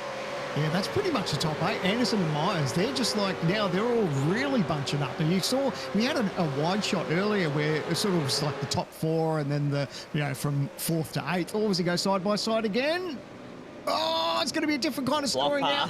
Looks like he got the job done now, but looks like, I'm just thinking power down, but this is where Down's going to be able to hold that outside line, no problem. Single file through there. Nice heads-up racing there from Luke. He could sort of think about a move there, but looks like Down just closed him off a bit. Yeah, Down covered that one off. It looked like a little bit of a block pass from Filsell. He knew that Down could have maybe tried the over and under, and he just went, I'm just going to park the car here and just hold you out just a little bit. Yeah, well, we've done this before. Let's block this one for now, and let's see where we go from there. As Filsell takes the lead, lap 11 of round 6 for Logitech G Supercars Pro Invitational. Filsell with Down, and then the rest of the back. It is 8-car train now, and we've also got to see what he can do out in front now. Can he try and stretch his legs on Down? Yeah, I think he will maybe just a little bit. You can see like he's just starting to open up again that margin, but I guess it plays out differently every lap where a lot of those cars can sort of close up a little bit with the draft. But how cool is it to see that those top 8 are so close there?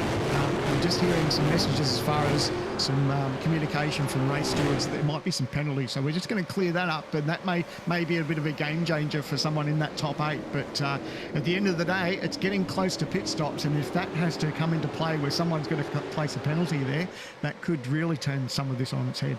Yeah, it really could, and we'll endeavour to find out what that is. We'll leave it all disclosed for now until we know exactly the facts. I don't want to say this is what's going on when it isn't. So Hobson came down pit road, a couple of other guys as well as down the inside, Rosella on down. Here comes the SSR train as a 20-second time penalty to car 209. I'll endeavour to find that one out. I believe that is Brett Boxton, so he's getting a penalty for Rosella and down.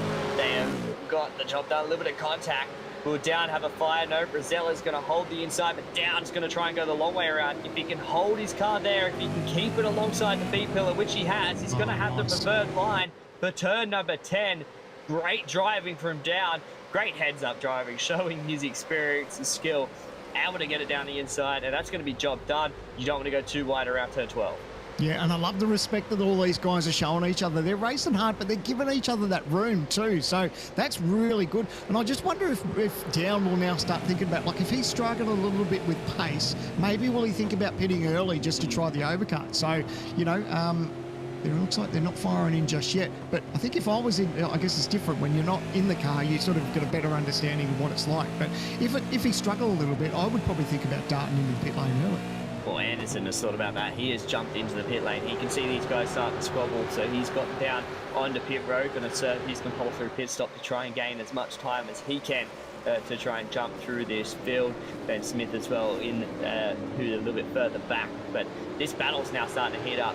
Down needs to try and close into the gap of Phil Cell. A little bit of chopping and changing, and Rosella would have known that. It's his teammate. Phil Cell's out in front. He'll go, if I can just, throw it down the inside here, that'll push us back another couple of tenths from Phil Cell and let him skip away a little bit out in front. And I believe that's what he just tried. He had another look to maybe do it. And Berkey looking to the inside as well of Rosella. Well, he's still got his nose there. I thought he was maybe going to throw it late down the inside of his teammate. Mate, I would imagine if it was me and I had my team strategy hat on, I'd maybe pick a couple of these cars out of this top 8 to pit now, because you want to get them out of this nose-to-tail trail that everyone's sort of got. They're on sort of oldish rubber and, maybe slowing each other a little bit. So there's actually a bit of a game to have here if some of these decide. If it was me, I'd have a couple of these cars in this time around, but we'll wait and see. Well, if you were SSR, you'd bring in Burke. 100% bring in Wayne Burke this time around. And I believe if you're TTR, wouldn't you bring in Warren and Myers, just knowing Warren had incredible pace the last time around, and obviously in practice he's shown that he can really benefit from maybe some fresh air and just do his own laps. I think they would be the ones you would see as we come to this crucial part of the racetrack right now, turns 16 and 17. Is anyone going to dive in pit lane? No, they're not. They're going to keep going. So that's the end of lap 13, so that's their halfway mark. There's a lot of guys using all the road and more, trying to push on, as that marks the halfway point of race 1. Yeah, and that's what I liked about Anderson, where he dived off the lap previous. He was like, he saw that there was a bit of a freight train. You can see Marcelo, who's in pit lane now, but he saw that gavel of cars was starting to build up in front of him. So hopefully that fresh air will work out nicely for him. But I'm surprised that more of them didn't take that opportunity. Yeah, we saw Rivera, Warboys, a couple of other guys, Kuznetsov, Hayden, Harrison, I think, in as well.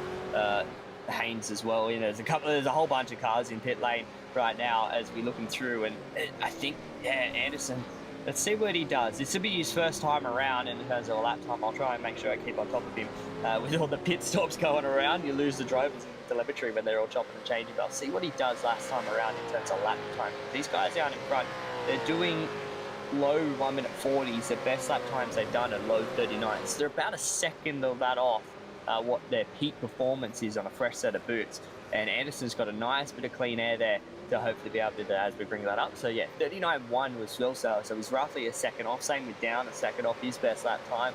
Rosella was a little bit less, but obviously he's been in the draft as well. The majority of the race hasn't had a lot of clean air to be able to punch out a super quick lap. So let's see what these guys do, Sam, man, because if any of these guys come in and if Anderson starts gaining time, that could be the sort of key of going, we need to come in. Same with Rivera, he wasn't too far off.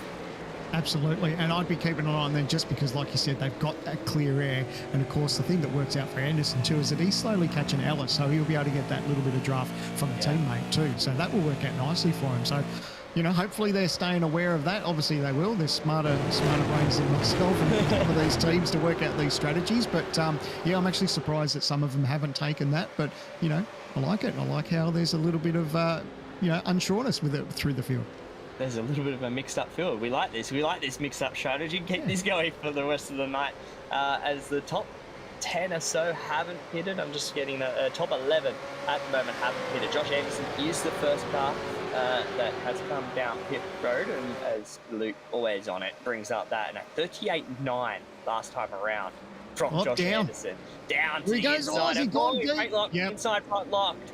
And that's going to run it so far out. And now, how do you rejoin in this train? There's a lot of Berkey actually played nice, slotted him back in, and off he went.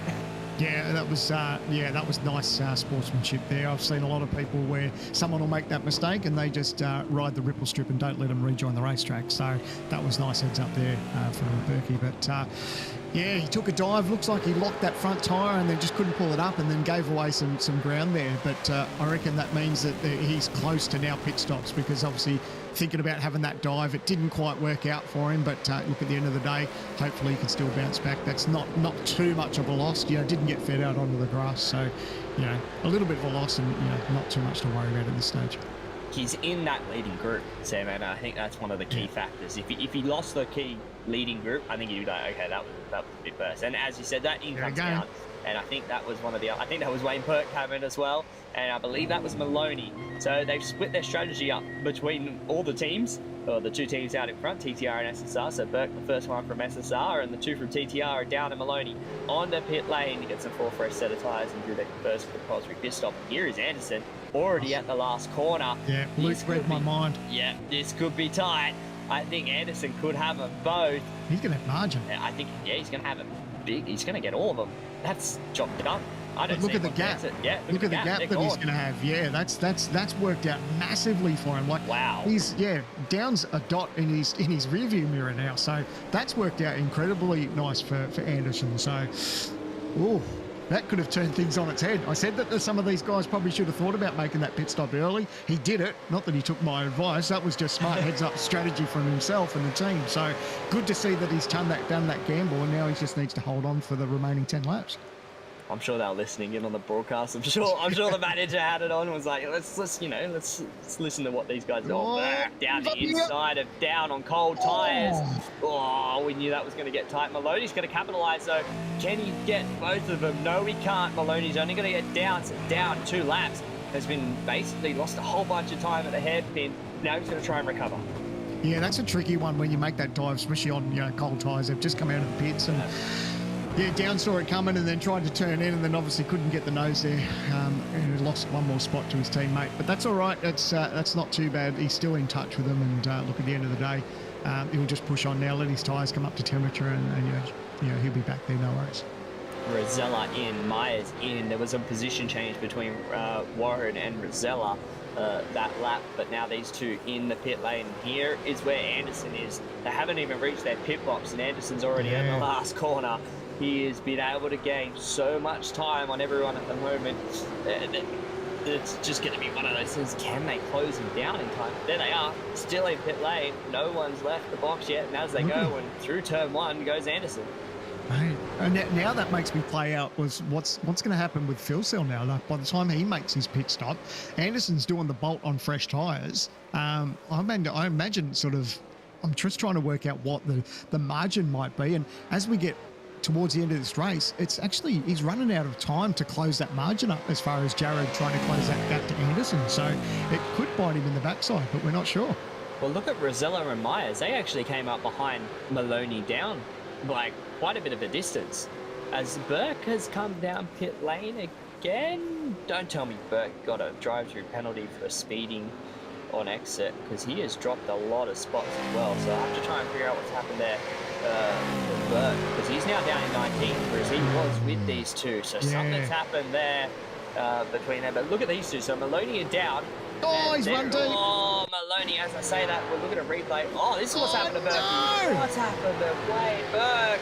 having such a strong run. Mate, it looks like, did he just light the tyres up on exit and got away from him possibly? Oh man, that's heartbreaking, isn't it? Because he was in the thick of it. Yeah, he was in that leading train, and as we say, that Phil Cell on the pit lane, he's going to have so much time to gain, and like getting to it, it was the point of the others were so far behind Maloney and Down, and they only pitted one lap later. It was Rosella and Myers and them. So here comes Anderson. Yeah, here comes Anderson now. He's going to come around the last quarter. Does he underfeel it? Does he? Can't really. He's going to just wait on the tyres. Yeah, he's gone. So that's Anderson done. And he's only just leaving his box now, so Phil Cell now just rejoining the racetrack. So that's a decent margin for him to close up when we're, lap 18 of 26. So, dare I say it, this could be a pretty cool drive from Josh Anderson. Yeah, I think Down and Malone. God, I just got that as I started talking. That was good. I'll give you that. That was good. At the moment, he's out in front, but it might not be a cool drive if anything goes on for what was said earlier on of who we're touching on. So it is to do with Josh Anderson. Whether the penalty followed through, we haven't heard any news about that. So at the moment, he's clean. But big dive from the Maloney. Whoa! Phil Cell opened the wheels. Maloney gave him a little bit of contact on exit. He's going to go defensive. I was about to say Maloney and Down both actually got in front of Jared Phil Cell, and then Maloney tried to fire it back down the inside of Phil Cell after Phil Cell getting it back. So these guys fighting hard. Man, I held my breath. I thought that was going to be a lot uglier there. I'm so glad that didn't go pear-shaped. But, man, a big dive. But now, got Down now in front of Phil Cell. So, man, these pit stops have really shaken up the field. I like this. Can we have more of this? This is good. We'll Please, just keep sir. Please, sir. I'd like this every week. This is awesome racing. But look at the pace now. Sorry to cut you off there. No, they right. are starting to close that little margin over Anderson. So is he going to be able to hold off for the next, what do we got, 6 as we cross the line to start lap 20? So are they going to be able to hold off the pace of Down and Phil Cell? I don't know. It was 9/10 of a second last time around, 7/10 this time around. Down is coming to close in on Anderson. They are teammates. Even though Anderson is in the Cool Drive Mustang, they are TTR teammates. Obviously, Anderson representing his real-life brand for the Aussie racing cars. Now, what's he going to do? When he gets there, it's inevitable, I think, but look at who he's got all over the back of him. Phil Cell has turned on the wick and has said He's go. got pace here too. Yeah. He's going to dive up the inside. He's got very good pace out of that exit. He's going to make this move. It's going to be side by side into the braking zone between Phil Cell and Down.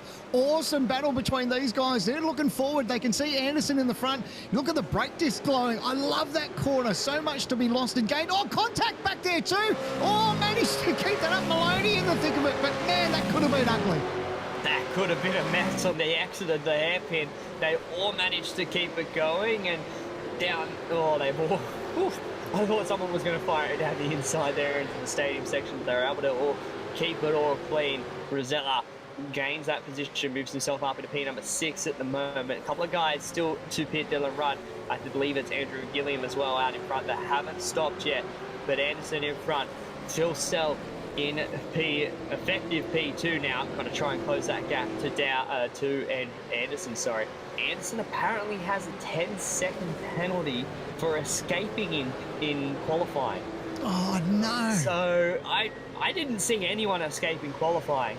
So I feel like that one flew under the radar if he did, as Gilliam comes down pit lane. But that's a big penalty to hand out for that. Oh, that's heartbreaking, isn't it? So Anderson's putting himself in such a good position as far as, trying to walk away with a decent result. But I guess if you take that 10-second penalty on board now, that really takes him out of the equation. So although he may be in P1 or, effectively P1 once the sort of pit stops take place, unfortunately, it looks like Phil Cell may be our leader once all the pit stops take place. Yeah, I think that could be the case. It'll be interesting to see what actually transpires from that, because that's such a... It'll be one of those ones I'm sure he'll be like, I didn't escape, and they'll be like, well, you did.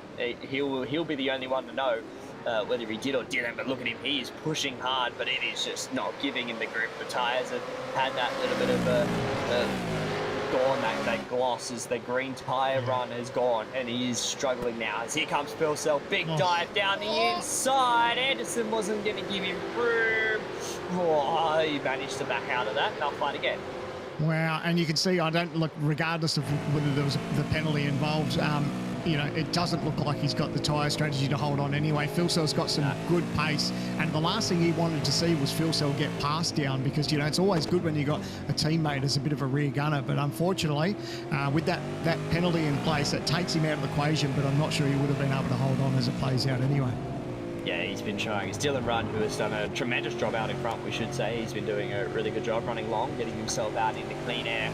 Comes down pit lane, which will cleanse the field as we head onto lap 22. Here we go. And here comes Phil Sell down the inside into turn 1. That would have been a ballsy move if you had a look down there. Now he's going to try and set himself up down into turn number 2. Anderson, will he cover, or will he just let Phil Sell have a dive? I think Phil Sell will... Oh, Phil Sell, I said maybe he would wait. Big dive down the inside. They're going to be side by side off of the corner, and Anderson, he's going to have worse traction. This could be the benefit for Phil Sell around the outside, but down, he needs to hope that they stay side by side to put himself right back into this. Man, how aggressive is that car under brakes too, that boost mobile entry? Because, you know, Jared Singh really dives in strong under brakes. So, you know, he made that dive. Oh, look, there's going to be 3 wide now. Down's like, I'll have a piece of this as well. Anderson will just open up the wheel. He'll let his teammate move on by. But, wow, how cool was that? 3 wide going into the hairpin. All of a sudden, we're looking at Phil Sell going, all right, he's on the inside, far inside, this is going to be hit. And then all of a sudden, here I am. Madison just sticks his nose in between them both. I'm here too, guys. Let me play.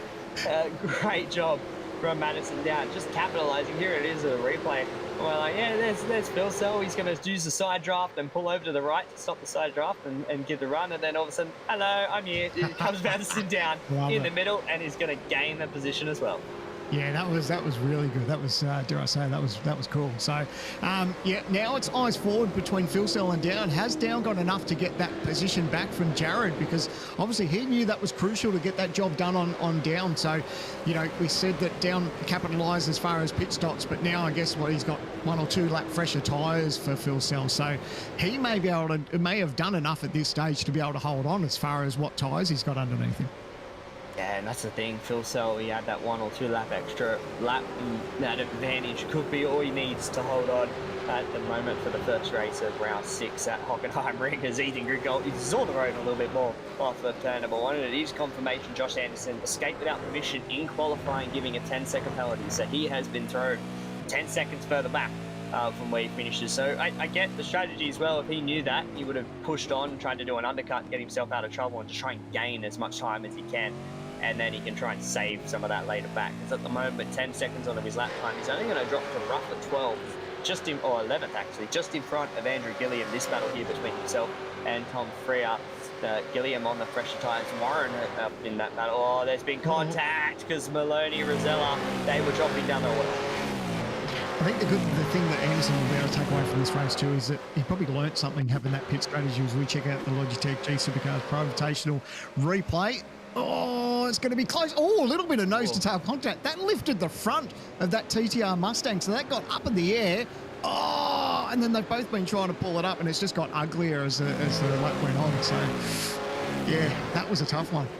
That was hard. It's one of those ones where you make contact just before the braking zone, and by the time you regather your thoughts, you got to brake, but you're about 50 to 100 metres further down the road than where you really wanted to be. And that just sort of sent them both a little bit further on as Ben Smith and Rick Kuznetsov. Smith was sideways, held on, but lost the position to Kuznetsov, moves himself up into P number 18. That ERT Commodore had a lot of damage on the right-hand side as well. So he's been in the thick of things a little bit. There it is. Oh, yeah, scuffed up the Logitech logo. That's no good. They're not allowed to scuff up the title sponsor brand for the series, Vinny, you know that. But no, he's obviously trying to fight hard to try and get in a good position for the second race. Further back, Christopher Bell, Luke Mitchinson to the inside, and that's going to hold himself around the outside. Is for Bell. Getting done, 14, 15, now turn 16. Still there on the inside. Oh, Mitchinson around the outside. It's not over yet. It's not over. They're still going to go side by side down the front straightaway. Is that going to be all done? Yes, it is. How cool was that? That was great.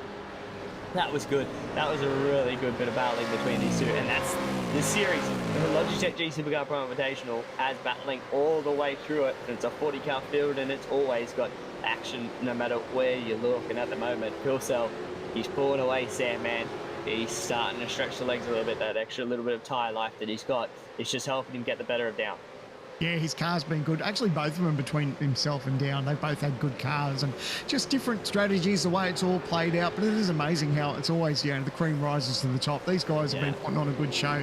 It's a shame that we haven't been able to see the best from Down at the start of this series. Unfortunately, he missed out on round one due to a power outage and didn't actually get to take part. So, it's made his championship run all that more difficult. But how good has it been, when we've seen him on track and putting it to these guys, he's really been putting on a good show. And the same things, tonight between him and Phil Sell. Obviously, he's not in the position he would have loved, but it's been good to see how good that car is at the moment. And it's obviously across the TTR stable, because there's a number of TTR cars up there, all probably with roughly the same setup. Yeah, exactly. It goes to show he's been on it, and he's series champion as well. So he has struck a bit of form, has Madison Down. The old Mads of old, you wouldn't really say that, would you? Because Madison's always been there or thereabouts. He's always been up there. He's never not been up there. He's always had the speed. And at the moment, Jared is in this series has always got just that little bit more. And it would be interesting to see how Down would fare if he was there that opening round and wins. It's one of those ones that, how would that work? You know what I mean? Where would we be if Down was there and actually got points? How close would this title fight be between Phil Sell and Down? Because I feel like Down has been really well. Don't discuss anyone else in the field. They have all been putting on a really hard fight against Phil Sell. But since Down's been come back, after missing the first round, he's been very much on it as well.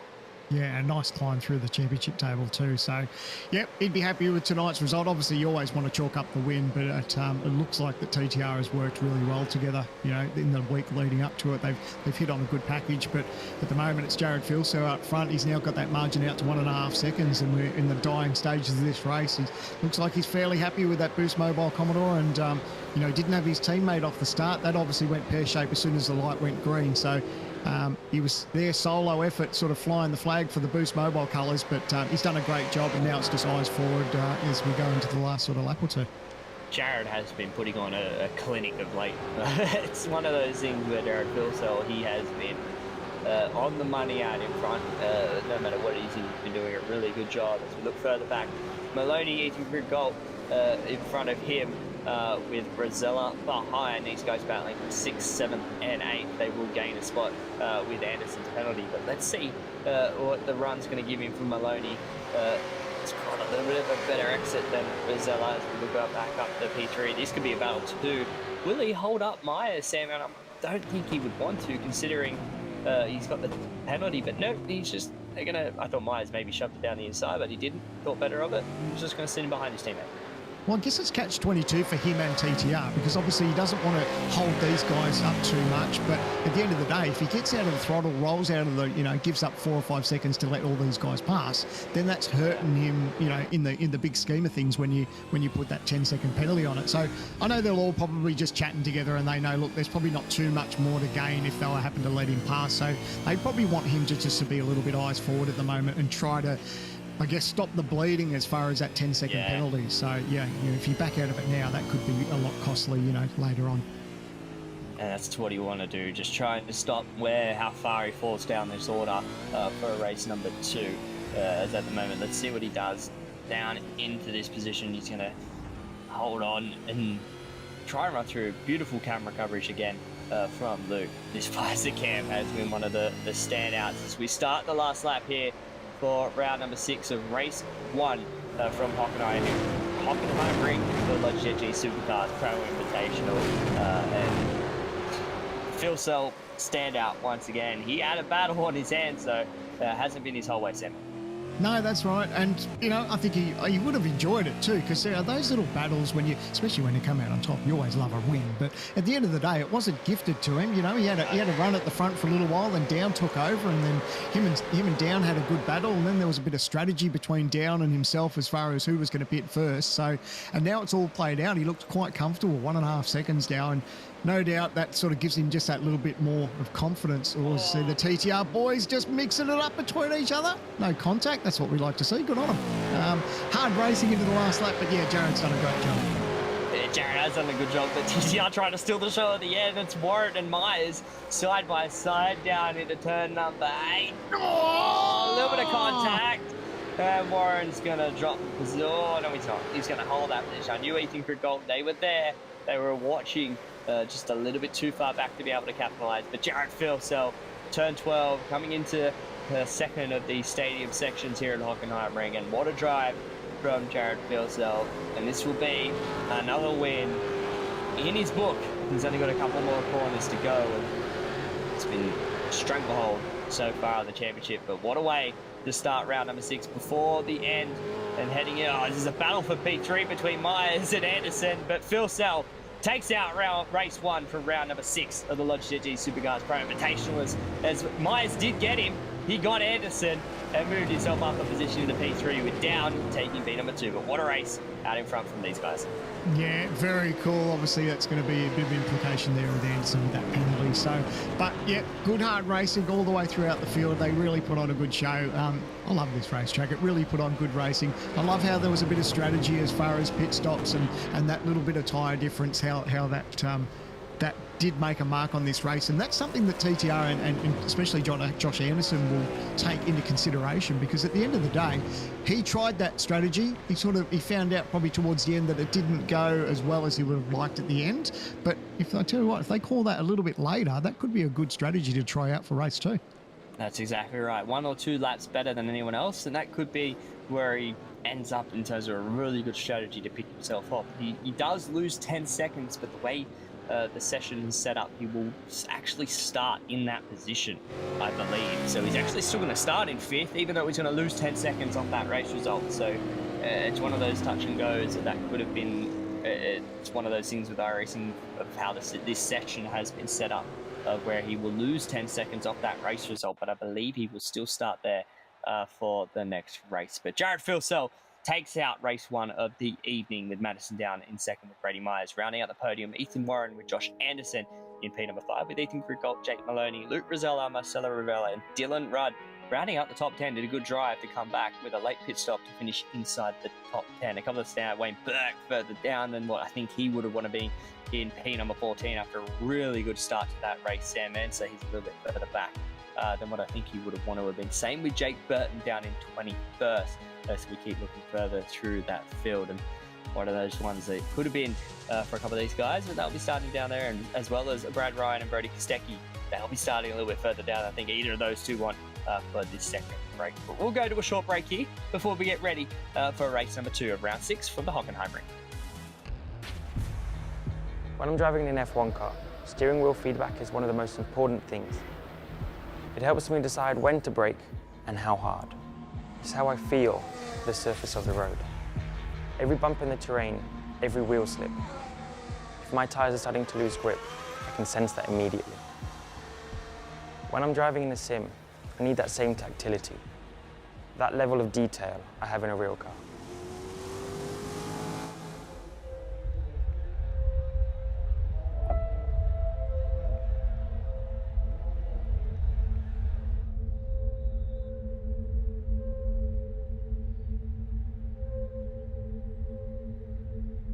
Racing games have come a long way in the last 20 years.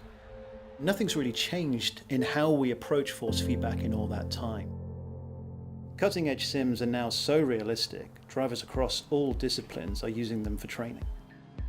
Our main goal when designing Trueforce was to improve the number of sensations that you actually feel, to put you better in contact with the car that you're driving so that you can improve your performance and that enjoyment of driving on a track. The physical feedback needs to be more immediate or accurate, or a player loses immersion or control. Game developers are still having to recreate their force feedback from a set library of effects instead of deriving it from real-time modelling. Trueforce is special because it levels the playing field for PC and console gamers. You're now getting the extra level of precision and detail that you need, regardless of which platform is your choice. This is not just iteration, it's total evolution. Trueforce force feedback works differently. It hooks directly into the physics engine of the game. Games already calculate the forces on the tyres and the steering wheel. The Trueforce algorithm is able to process this data at up to 4,000 times a second. It will even use the game's audio engine and pass it directly on to the driver. We spend a lot of time as audio designers trying to make each car sound unique and as realistic as we possibly can. Being able to integrate the audio into the force feedback is something that we've wanted to do for a long time, and Trueforce enables us to do that. And the ability to send the audio to the wheel, to have it respond and vibrate with the loss of traction, really increases my ability to give that immersion to the player. You can sense the changing surface of the road. You'll be able to feel if the back end of the car is losing grip. The first time we had it running in the build, could feel the wheel humming and vibrating as we revved the engine. Our immediate reaction was it really adds another level of immersion. The first thing you're going to feel with a Trueforce wheel is the engine note. The minute the engine starts in the game, you will know exactly which car you are driving. Trueforce is the beginning of something new. This is now the foundation for all wheels that we'll produce in the future. This extra... As we come back, the grid has started and they are underway for race 2 of the evening here for the Hockenheim Grid for round 6 of the Logitech Supercars Pro Invitational. It's a little bit of contact on the inside between Ethan Grugult and Warren. There were 3 wide in the turn 1. That should be a couple of cars were wide, but they've all managed to regain and keep going and been able to get through somewhat cleanly, but it's been hectic from the word go here for race 2. Sorry about the quick cut back, but here we are back, and they started with a bang.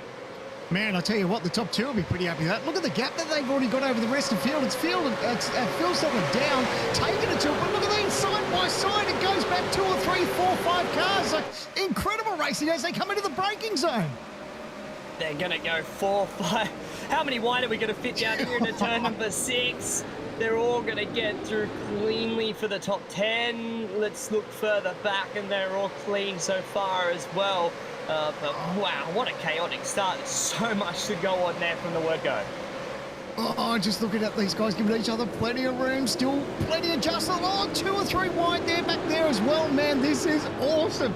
They haven't forgot about how hard to race here in this first lap. You know, sometimes they think they're going to go easy. Is that down to? Down looks like he's going to make a move for P1.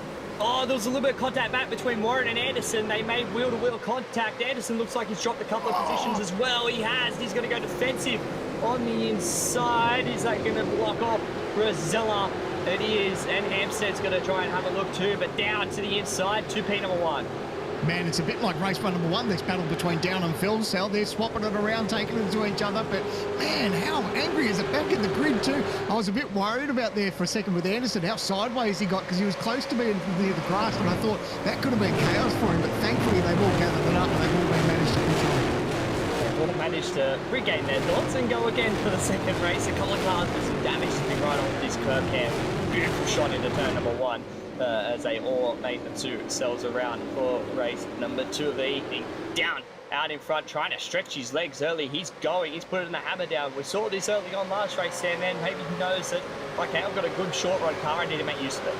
Yeah, and at the end of the day, too, they have some sort of understanding about how that tyre wear affected him during that race, too. So hopefully he'll be able to use that as far. Look at the sun glaring off these cars, too. How good is it? Oh, someone back in the pack. Is that a TTR Mustang? Man, they're teammates, and there's someone else around as well. Who's that? It's Ethan Grugult, I believe it is, too. He's around. He's got a lot of damage to the ERT Commodore.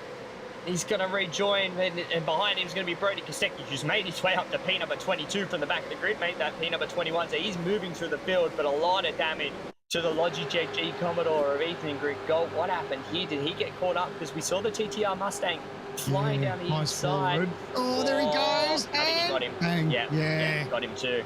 Wow. So and his teammate, it was Rivera, who made nose to nose contact, and that's going to be damage to both of them as well. It's just one of those things. Oh, man. So ERT cars come together, no fault of their own. TTR cars come together, and then bang, look at that. Nowhere to go. Absolute passenger. So, man, that's heartbreaking, isn't it? That's going to hurt for those guys as they were trying to capitalise on on a good opening race of the evening and then get caught up in race number 2's shenanigans from the word go. We should say that. It's been chaos from the start, but here it is. Down out in front, Phil Sell, Myers, Warren, Maloney. That is your top 5 at the moment. And this is our last sprint races of the year. No more sprint racing from here. I quite like the format, but at the moment, this will be our last sprint racing of the year. And next one, obviously, we head into endurance. Man, have a look at that. Does Phil Sell feel like he got a little bit of pressure there from his old TTR teammates? He's in a bit of a sandwich there. Down, flashing the lights too. So, man, all happening. And to go a little bit further there, Andrew Gillian back in the pack. He looks like he's going to try for a move up the inside of this braking zone. I didn't realise how much of a talking point. Oh, look at that. Burton as well, sticking the nose. I didn't realise how much of a talking point that corner was actually going to be tonight. Yeah, it's proved a lot. We knew it was going to be an overtaking opportunity, but it's caused a little bit more than overtaking here tonight. As Burton got the job done on Rivera. It was a good hard move down the inside. Rick Kuznetsov with a lot of damage to his Commodore as well.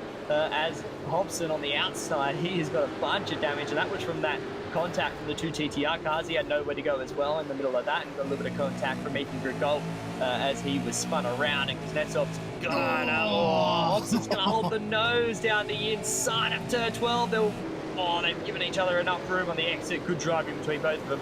Hobson now on the not preferred line, especially on that outside. He's going to get hung up line, but if he can keep it there, here he is. It's going to give him the inside for the last 2 corners. Good job there from Hobson to keep the position. Yeah, that was cool. Oh, no, got for the crossover too. Ran wide. Kuznetsov's now going to be there on his inside. There he is on the 888 Commodore. Is he going to hold it down into turn number 1? Good battling. This is for 16th and 17th. Will he hold it down? Oh, a little bit of contact. That's going to fire Hobson off the road all the way out wide. He's going to lose a bunch of positions and drop himself back a little bit. Kostecki's there up the inside. He snaggled 1. He's going to snaggle 2. He's thinking about snaggling a 3rd spot, but it's going to be close. Man, look at them all just giving it side by side. I'm waiting for all the contact. It's been fairly clean. Good hard racing back there. Good hard racing, and they've been able to keep it clean. As I think there's been another change for position that would have been down at the hairpin out in front. That's Phil Sell, and down. Phil Sell has retaken the lead. He comes down again. Looks like he's tried the old switchback. We've seen this before. Replay race 1, round 2 again. Here we go. And is he going to hold it around the outside to give himself a good run? No, he's not. Phil Sell big late on the brakes.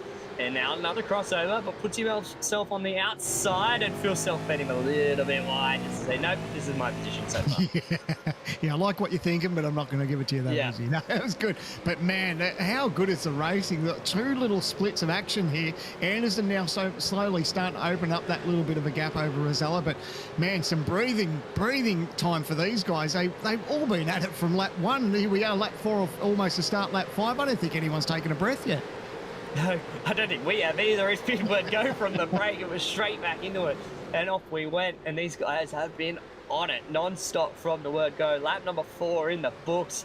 There's still 22 laps to go, and anyone could get in this one. But at the moment, the top 5 streaking away. Anderson leading that second group in P number 6 with Rosella Hampstead. Right behind him as we look further through. Burton's made his way up to P number 12. And then look at this pack. Kostecki leading it. He is in front now of Kuznetsov. Man, Kostecki's having some fun, isn't he? Just slowly picking them off one at a time. But now he's got himself some clear air. So we'll be happy to put that behind him and say, is there going to be a move up the inside? I'm loving how much action they've got here. Everyone diving up the inside, strong under brakes. Really good showing of racing here, and good side by side, and really a lot of respect between the drivers too. I love it. They've all been fighting, and again out in front, they're switching positions once again as we look a little bit further through. But these two, Phil Sell and Down, have been going at it out in front. And again, they swap positions, and that they have. So Phil Sell takes back the lead because Down got him back. Now Down's going to go to the outside. These guys are putting on a show out in front. Here it is. We just saw this last lap. Is Down going to try and hold himself around the outside? He is. He's Phil Sell's going to give him the room. He's going to have to. Down the inside goes Madison down at turn number 10. Phil Sell on the outside. Will Warren try and capitalise as well? He has a think about it, but they're still side by side. Man, how good's that? I saw Warren moving around there. I thought he was going to have a poke here, but he looks like he might be able to get right in behind Down. Is he going to get in for Phil Sell? He's going to be able to get there. They're going to be side by side, but looks like Phil Sell will be able to hold position because now he will have the inside the way the racetrack turns around. Yeah, but he could go for the over and under. Could Warren? He's thought about it, and he put his nose there. He has. Good move from Ethan Warren. puts himself to the inside, but not going to be able to get the exit. Better drive traction from Phil Sell, and he's just going to have to slot him behind. There's no point making a move into turn 1. Man, see him dive in behind Phil Sell. I thought, man, if that was a little bit closer and made contact, that could have been real ugly. But holy dooly, this is a great little battle. But what's happening here is that these 5 are all battling nose to tail. This is bringing Anderson back into it. He's probably back there just looking, saying, go ahead, boys, keep battling. Let me draw in a little bit closer, because that's what he wants to see, is these guys battling on, because he's got clear air and hopefully be able to close up some of that margin. That's exactly right. It's that little bit of a gap between 6 and the rest of the field on that track map. That's where he wants to try and put the rest of this field in. His Phil Sell to the inside and down again. A little bit of a hip, nose and shove, and here comes Warren. 3 wide on the exit. Who got the bit of drive traction? It was Phil Sell and down. Warren's going to have to back out of that one and let these 2 fight again. Man, love it. Smart heads up racing there from Warren. He's like, no way, don't want to go 3 wide there, no way. But look at Phil Sell now. Oh, wow, look at that. Almost nearly got into the back rim. Oh, there's more contact down, holds onto it. Holy smoke. How'd they hold on to that? They all nearly lost it. They're all 4 and 5 of them. Not over. It's not over. Phil Sell down the inside. It's another spot where you don't want to be stuck there. Now he's going to go to the outside. We're going to have a replay of everything that's just happened in the last lap. We need a full replay of this whole race so far. It's gone crazy from here on out. As Warren got escorted off the track, that's going to be a lot of positions lost. He was just had his nose on the outside of Phil Sell, but no room given there, and he lost a lot of spots. Look at all that. How did Down save it? Man, that's a massive loss there for Warren, isn't it? He was right in the thick of it. Now back to, was he P9 now? That's a big loss, especially now he's going to be behind his teammate as well. Hampstead down now. Got a little bit of a comfortable gap, 2 car lengths over Jared Phil, so we know how quickly that one can change as we look at a replay. So Warren was having a look. I think he went to the outside of Phil Sell, who obviously in turn tried to have a look down the inside of Down, but here just, a little bit, just had a little bit of overlap, but not enough, and it just escorted him off. Yeah, unfortunately, that's a bit of a racing incident when you try to go around the outside of a competitor, and unfortunately, they just made just that tiny bit of a touch, and unfortunately, it was on the grass, and he just had no control over it. Oh, there's a move up the inside there. Oh, again, teammates. Nice. Managed to pull it off without touching. Look at that. Anderson, right in the thick of it now. He closed up. He was 3-4 seconds back at one point. Yep. Look at how close he is now. These guys have been battling so hard out in front that it's been able to bring him right back in. And don't think Warren's out of it. Yes, he's a little bit further back, and as we go, he's a little bit further back here with Hampstead, Gilliam, Burke, and Burton, who are having a little bit of nose-to-tail contact. Burton with a little bit of a knocked up front end, but he's not that far back yet. We're talking about knocked up. Yeah, it's not ideal, is it? There is a fair bit of damage to that left front there of Burton's car, but hopefully it doesn't affect him too much. Still managed to have a little bit of pace there, but how's the action, mate? The first 7 laps of this has been incredible. It's been one of those ones where it's just, from the word go, it's caused utter carnage in terms of good carnage, because these guys have been at each other and super hard racing. And it's what we like to see from these guys in the Logitech Supercar Pro. But actually down the inside goes Adam Hayne. He's going to keep it to the inside. Can he get that position as well on Hobson, who is fighting a wounded car at the moment? And he does. Moves himself up in the P number 20 at the moment. He's got Todd Hayne right in behind him as well. I'm just loving the action that these guys are putting on at the moment. So hard to pick a winner, it looks like. So it's down over Phil Sell now, but these guys just chopping and changing. It doesn't matter where they are. We speak about it all the time. Regardless of where you are in the field, it doesn't matter if you're first or last. Everyone puts on a good show and is always in the thick of it. It's always in it, and this is going to be the thing. Is no matter where you are, you're going to be in the thick of it. At the moment, the front 6 now, I think we can put in that group is going to be in the thick of it for the whole race, and even further back.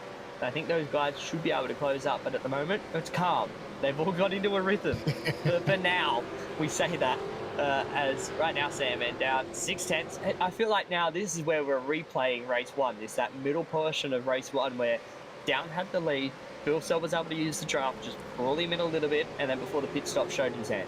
Yeah, it was that mid-race strength, I guess, that we said that Phil Sell had, isn't it? You know, just before pit stops, that's where he had pace on board. And so, yeah, it's although the gaps like this, it's a bit of a replay, I guess, of race 1, but Down will be mindful of that too, so he'll probably just be that, he may try to be looking after the car just that little bit better because he knows sort of what the tyre life was towards the end of that stint. So that'll be playing in his mind, and hopefully now that he's got a couple of his TTR teammates there trying to put some move and pressure on Phil Cell too, hopefully he can just run his own pace, be mindful of his tyre wear, and then take it to the pit stops.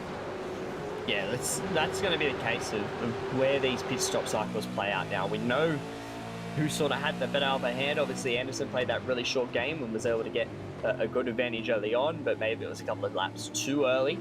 So if he can try and pull that one back, is that going to be the card that they play? Obviously, we saw how big of an undercut those guys got after one lap. Down had a couple of laps, but just couldn't hold on to Phil Cell.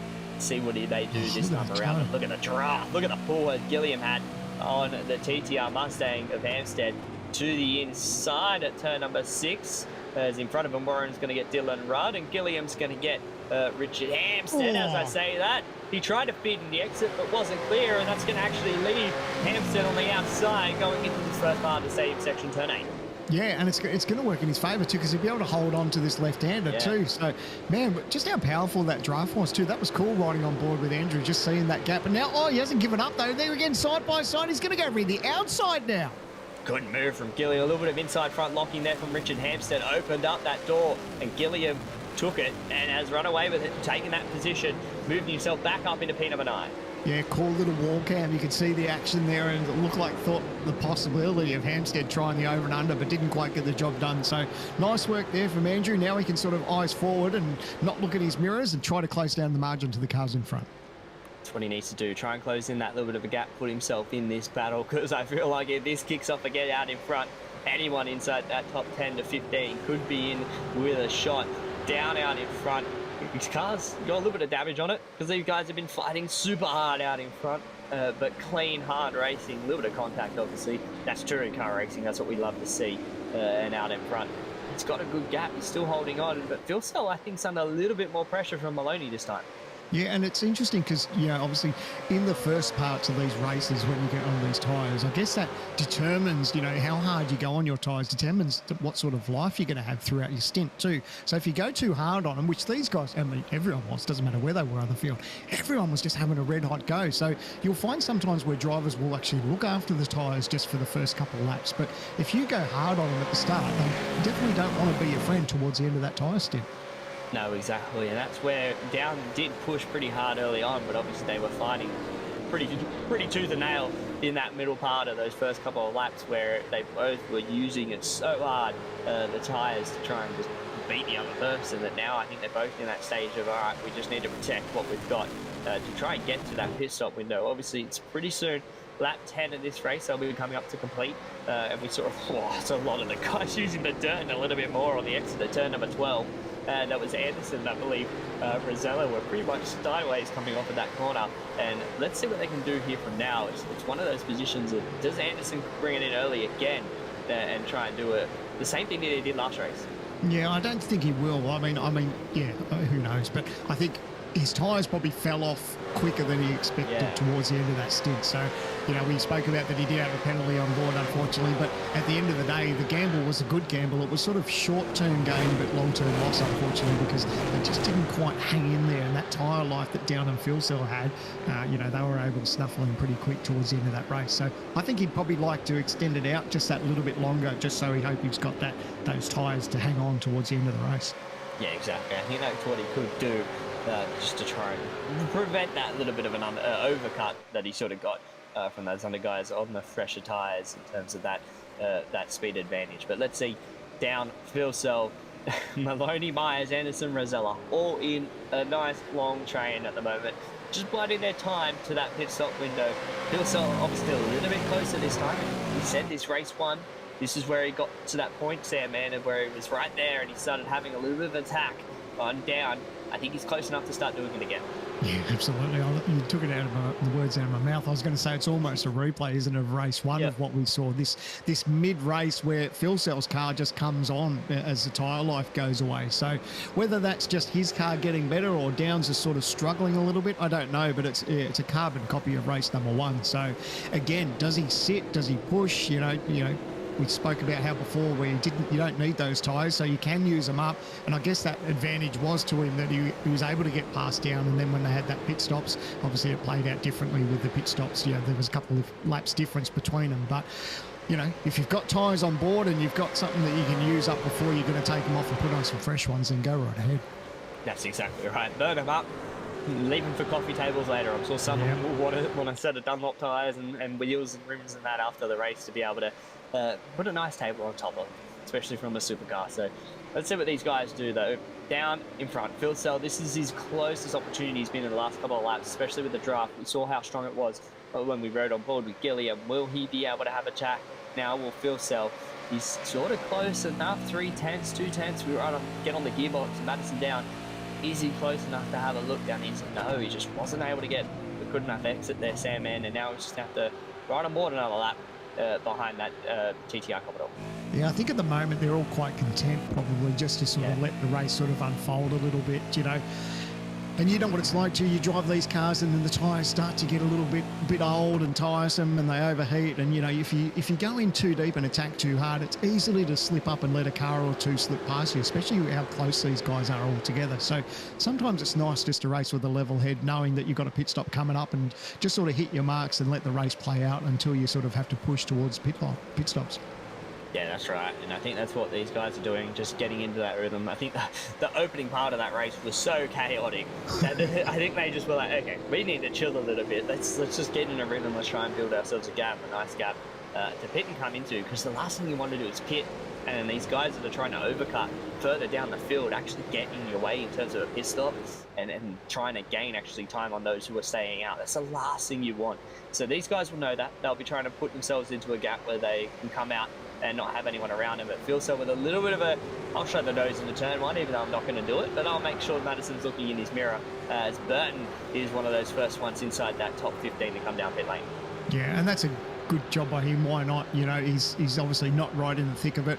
You can see that damage he's got to the left front. You know, get some fresh tyres on it. If all those cars are bunched up, you know, make those positions. Oh, it looks like down just a little bit sideways on exit. Got the left rear on the grass a little bit twitched, but not too much of a nervous case. But it looks like Phil Sell's very racy again. This is a carbon copy of race 1. It's towards the end of this stint on tyres. He's going to make a move up the inside. Look at the damage there to the left rear of the Boost Commodore as well. But he's going to get the job done. Madison won't put up too much of a fight because they know pit stops are just around the corner. Yeah, they do, and that's the thing. Will he fight back? Is he going to try and hold it around the outside?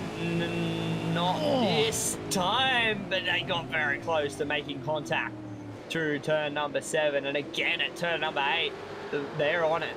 And I think down, he's going to try another over and under. Look at this. I love Madison it. Down, showing the nose everywhere he can to get that job done on Phil Sell. He just wants to be a menace, and that's what he's going to do down the inside, and he's going to push him on the exit to get the job done. Man, how good is the racing between these guys? They're giving each other just enough room. That's all they've given each other, but really good, hard, close racing. Love the over and under, but look at it now. So the inside now looks like, it's going to be side by side. Jared's got his work cut up for him. He's going to run wide. Anderson looks like he's diving in the pits because he can see what's happening in front of him. He's taken the opportunity to take on fresh tyres. So is Rosella as well. Rosella jumped in right behind him. Phil Sell got sideways between turn 14 and 15 and actually lost the rear. It was like he had a little bit too much power on it and just lost the rear. Another one. Yeah, and that was enough as we look at that replay. That was on the exit. That was a snap. That was after the move was done. But yeah, just before the move, you got a little bit sideways and it cost him position. But yes, what's this? Epic slow-mo from Luke. Hold on to your hat there, boys. Wow, that's a good one. Nice work there, Luke. Oh, nice one to capture that from Luke, from Phil Sell as well. Showing us a bit of rallycross moments out there from Jared in that Boost Mobile Commodore. But right now, doing a good job out in P number 3. Let's see what he can do now to try and get that position back from Maloney, because that was good capitalisation from him. Yeah, and these guys need to be mindful now, hopefully, that they'll have someone in their ear saying that Anderson and those guys are pitted. So they can't afford to race too hard now, because if they start battling between each other, that's going to give Anderson just that little bit of extra margin just to probably beat these guys once they decide to pit. So good little battle. It'll be interesting to see how much longer they decide to go. But man, how good is the racing? From the drop of the green flag for this race, these guys have really been turning it on. We thought the action was pretty good in race 1. It's like they've saved everything for race 2. They know that they've just got to put everything on the line now. now. They know that this is the last sprint race. They're like, well, this is the only one where we can just gain positions hand over fist if we really need to, so let's do it. Let's have at it. And that's what they've done. That's Gilliam on the inside of Dylan Rudd, who's had a really good performance today. Currently P6, as that was contact between Hampstead and Gilliam. Hampstead just shown his nose as Gilliam. And, in come the pits. In the pits come Hampstead and Berg. Warren's come in from that top 5 leading group as well. So, flurry of pit stop action now. Mate, love it. This is where the race starts to get interesting because they know they're going to bolt on some tyres. They know they're going to find some pace and really take it to these guys up the front. Again, Anderson with the first one to blink, so it'll be interesting to see what sort of margin he makes because it was very nose to tail when he decided to make that pit stop. That's when they got onto the back with Phil Sell, and that's when he had his sideways moment. I think that's when Anderson decided to dive into pit lane. So nice timing by him, but we wait now to see when these leaders decide to make that pit stop and see what sort of gain that Anderson could do, and hopefully his tyres will hold on this time. Well, this time a couple of people have followed him because he's got Rosella behind him as well, who has pitted. So Anderson and Rosella are the leading two that are pitted, and then you've got Warren just in behind, who just came in again. So Anderson, I think, could take the lead, but again, he left it a couple of laps later than last time, so he might have that benefit of that couple of laps extra fresh tyres. Like you said, Sam, man, all you need to do is push it 1 or 2 laps longer in terms of his first stint, and then that could put him in a really good window as down. And as you look, there he is. There is Anderson, Rosella. Nice pick up, Luke. Yep, and there he was. Boom, gone. So that's where they are in comparison to the leaders. Yeah, now this is where we start to approach the pit entry. It'll be interesting to see if some of these guys peel off now. Lap 15 of 26, so in the dying stages, of course, you don't want to have that run too short at the end if you are trying to make that advantage on times too. So do they dive in, down, staying out? Looks like most of them. No, there's one of the TTR cars back there. Looks like it's fired into pit lane. Was it Myers that could have fired in? Because, yeah, it was, because one of them was a lap down at Stenberg. Like it. That is on the back. So Myers in the pit lane. Going to get his pit service done and come out. You know, see, it would be good to see where he comes out. He was roughly, what, a second and a half behind everyone else, just behind Jared Field. So it would be good to see where he actually puts himself in a position amongst this leading group of cars that are pitted. Here's Anderson, so he's now making his way down the front straightaway. So he'll make that move. Anderson's only just dropped. So, sorry, not Anderson. Myers has only just dropped. So Anderson has already gone around him. So, yeah, good little bit of strategy. Let's hope those tyres hold on. Yeah, well, that's the gap. So there it is. So right now, when you look at where Myers is in comparison to Anderson, I think he'd be roughly around where Down would be. Down might come out just behind him. It's going to be close. Very close. It's going to be very close. He needs like 1 or 2 more laps, which is literally all he needs. 1 more lap right now, and that could be actually the time gain that he needs. But currently, everyone is pitted, but the top 6 who have not come down pit lane. So that's Down, Maloney, Philsell, Rudd, Gilliam, and Kostecki are the ones that haven't come down pit lane at the moment. But last time around 38.9, I should say, from Rosella and Anderson. But look at Anderson, sorry.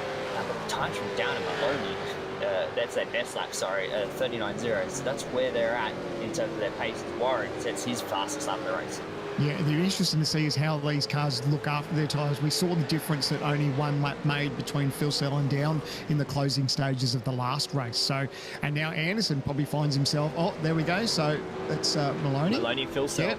Phil Sell. So, yeah, Down has gone out for 1 more lap. So I don't think he'd want to go too much further. No. I think he'd want to be in next lap because you just don't want to give up too much. I guess it's not too bad when you give up a little bit to your teammates and you can sort of have a little bit of that chat between teammates and maybe work something out regarding a pace. But here we go. You can see Anderson coming out of the final turn now, down front straight. And now it looks like it'll be interesting just to see what sort of margin. Still on the jacks. Phil Sell down and away. And Phil Sell's going to make up a position there, looks like. Well, Phil Sell may have gotten Maloney, but there was Myers. That's where they were racing. Oh, wow. Maloney must have just got in front of Phil Sell because he's actually got him covered off. Oh, good job. Yeah, and there's really Warren too, who's actually gained on them both. So this has put a bit of a spanner in the works. You look at where they are. Now you look where Down could feed in. They could feed around the same position. So Anderson and them have done a really good job. There's a lot more cars for these guys to pass to try and get back to the front. Absolutely, and these TTR guys can work with each other because they call, look at it side by side there with Phil Sell. So if they can hold up Phil Sell a little bit, this will work into the favour. Oh, a little bit of contact. The car darted left, and now he's gone for the over and under. Smart heads-up driving there for Jared Phil Sell. But this move between the TTR guys, if they can just slow up Jared's pace a little bit, this could work in their teammate's favour. Look at this battle is on between Maloney and Phil Sell out of the pits. Oh, he's giving him a touch. He gave him a little bit of a touch on to break him, fed him wide, used the bumper and has taken that position. We'll leave that one up to the stewards, but there was a little bit of contact there between Maloney and Phil Sell. It was last of the late breakers. Look, you see Jared's trying to hold his line. Under brakes, just that little bit of a touch, and that's enough to send Jared wide. So, yeah, I don't know that the stewards will look too favourably on that. But the one thing that does benefit is Down, because now that those guys have been squirreling around and battling at each other, he now knows that Jared sort of lost a little bit of time now. So that's definitely going to work into Down's favour. It is, and Down still hasn't come down pit lane yet, which is sort of a shock to me. I thought he would have come in last time around, but maybe Maloney was like, we're having a big fight back here between myself and Phil Sell, sort of stay out an extra lap. But Anderson is the one I think they should all be worrying about, because himself, Rosella have been out in front, and Myers and Warren have done some really good pace and have been able to put themselves in that position. I think the thing that will benefit Down is that as these laps go on, Anderson is using his tyres up now where Downs will be fresh. So he now may have like a 4 or 5 lap fresh advantage now over Downs. So that's contact! That's a fast part of the racetrack too for those guys to come together. Lucky that didn't fire off onto the grass, because that could have sent Myers into a different postcode. Wow. That was, like you said, fast bit of contact. It's not where you want to have side-to-side contact, but Myers got the position. If we look at a replay of that, look like, this is going to be the replay of these two. Watch this. So, Rosella and Myers, side by side, they tried to side draft him just a little bit too close, and there, Man, I tell you what, if that bit of racetrack there wasn't, if that was grass and it wasn't paved, he would have had a bigger excursion. So that could have been massive. That could have been a big off, and we know how hard it is Down's gone again. Out. All right, you know something we don't. I think he's obviously happy. I was looking at that margin. For the last couple of laps, Anderson's been about 20 seconds. It's 19.7 now. So the margin hasn't closed up all that much. So I'm guessing Down's happy with the pace of his car. And obviously it's going to be a rocket compared to Anderson with those fresher tyres too towards the end. Hey, he's just going for that 5-6 lap Hail Mary at the end, throw the tyres on it and send it, and hopefully see where it ends up at the end. He's going to, obviously you can do that in terms of the draft. Even if he's at the back of this train, he'll have so much fresher tyres and grip, he'll be able to get the advantage on the exit of the corners. But look down the inside, goes Maloney on Warren, who has, they've all made contact with each other. That was actually Warren into the back of Myers and Maloney into the back of Warren, and that fed Warren back into the pack of Rosella. So that's going to be on, I believe, it was a little bit of contact in front there it was, and then bang, into the back. The scary bit is for him now is that he's got pressure now from behind. So he's got TTR teammates in front of him, but now those margins are starting to close up. Look, Phil Sell now, thinking about making a move. A little bit wide. I don't think there was contact there, but man, Jared made it stuck and managed to get a couple of spots there. Yeah, it could have been an inside front lock, I'm sure, there between whether Warren did that or was there contact between himself and Phil Sell. Rosella tried to feed him to the exit of the racetrack, but he was able to hold on and is going to keep that position. Yes, he is. Got his nose in front. Phil Sell, capitalizes on that, puts himself behind Myers and Maloney. Sorry for that. Down in. There it is. That's what we needed to see. Madison down in, and now here comes the piece of resistance, the cherry on top of the cake. Let's see what Down can do. Yeah, absolutely. So that margin was roughly, I think the last time I saw it was 19.4 seconds or something, but he is going to have those fresher tyres, so he will be fast in these dying stages. But look at it, Down hasn't even made his pit stop, like he's not in his box, and there is Anderson, who's coming along to the start-finish line. So this is where I'm keen to see where Down drops and comes out. There goes Anderson, well in front, and Down's away. He's going to drop in, I think, just in front, maybe Myers and Phil Sell. Looks like the hole. Yep, bang, right there. Going to fire himself into there with fresh tyres. That's not a bad position to be in. Does he have enough laps, though, to catch Anderson? I think he might. Fresh tyres and teammates. That's a pretty nice little I'm just thinking that's what, but as I was trying to look at the margin, I was trying to do too many things at once. Typically, I can't do too many things at once. Here we go, down the inside. There he goes. There we go. So, yeah, that's the fresh tyre advantage. I don't think it'll take too much longer before he swallows up Anderson. So those fresh tyres are sort of, what, maybe 4 or 5 laps on Anderson. So that's what I was trying to calculate, is what that time difference was, and then I was going to check it towards the end of the lap just to see what the difference is. But you can already see hand over fist the pace that Down's got on board. I think he's going to be fairly happy with the way this car's behaving, and obviously he was comfortable with the way the pace was on all the tyres compared to everyone else. Yeah, I think he'll be comfortable with this one as Phil Sell and Myers. There they are. I thought they'd be side by side. They were having a little bit of infant barge. Phil Sell got the position done, moves himself up into P number 4, but I did see those two switch positions this lap and wanted to see how they would unfold. Myers is going to have a look to the inside. That's a late dive. There was the inside front lock. Phil Sell really heads up driving, actually open up the inside of the corner, and knew if he tried to turn in at a normal radius there, he was going to get collected. This is going to be the move between Phil Sell and Myers, and Phil Sell is going to be a big late dive to the inside. It is. That car has been really strong on a brake. She said it earlier. Got the job. Actually, as I say that, a little bit of contact on exit. Is there going to be a little bit of contact again? No. So he got the job done there and then, but yeah, a little bit of contact to get it done.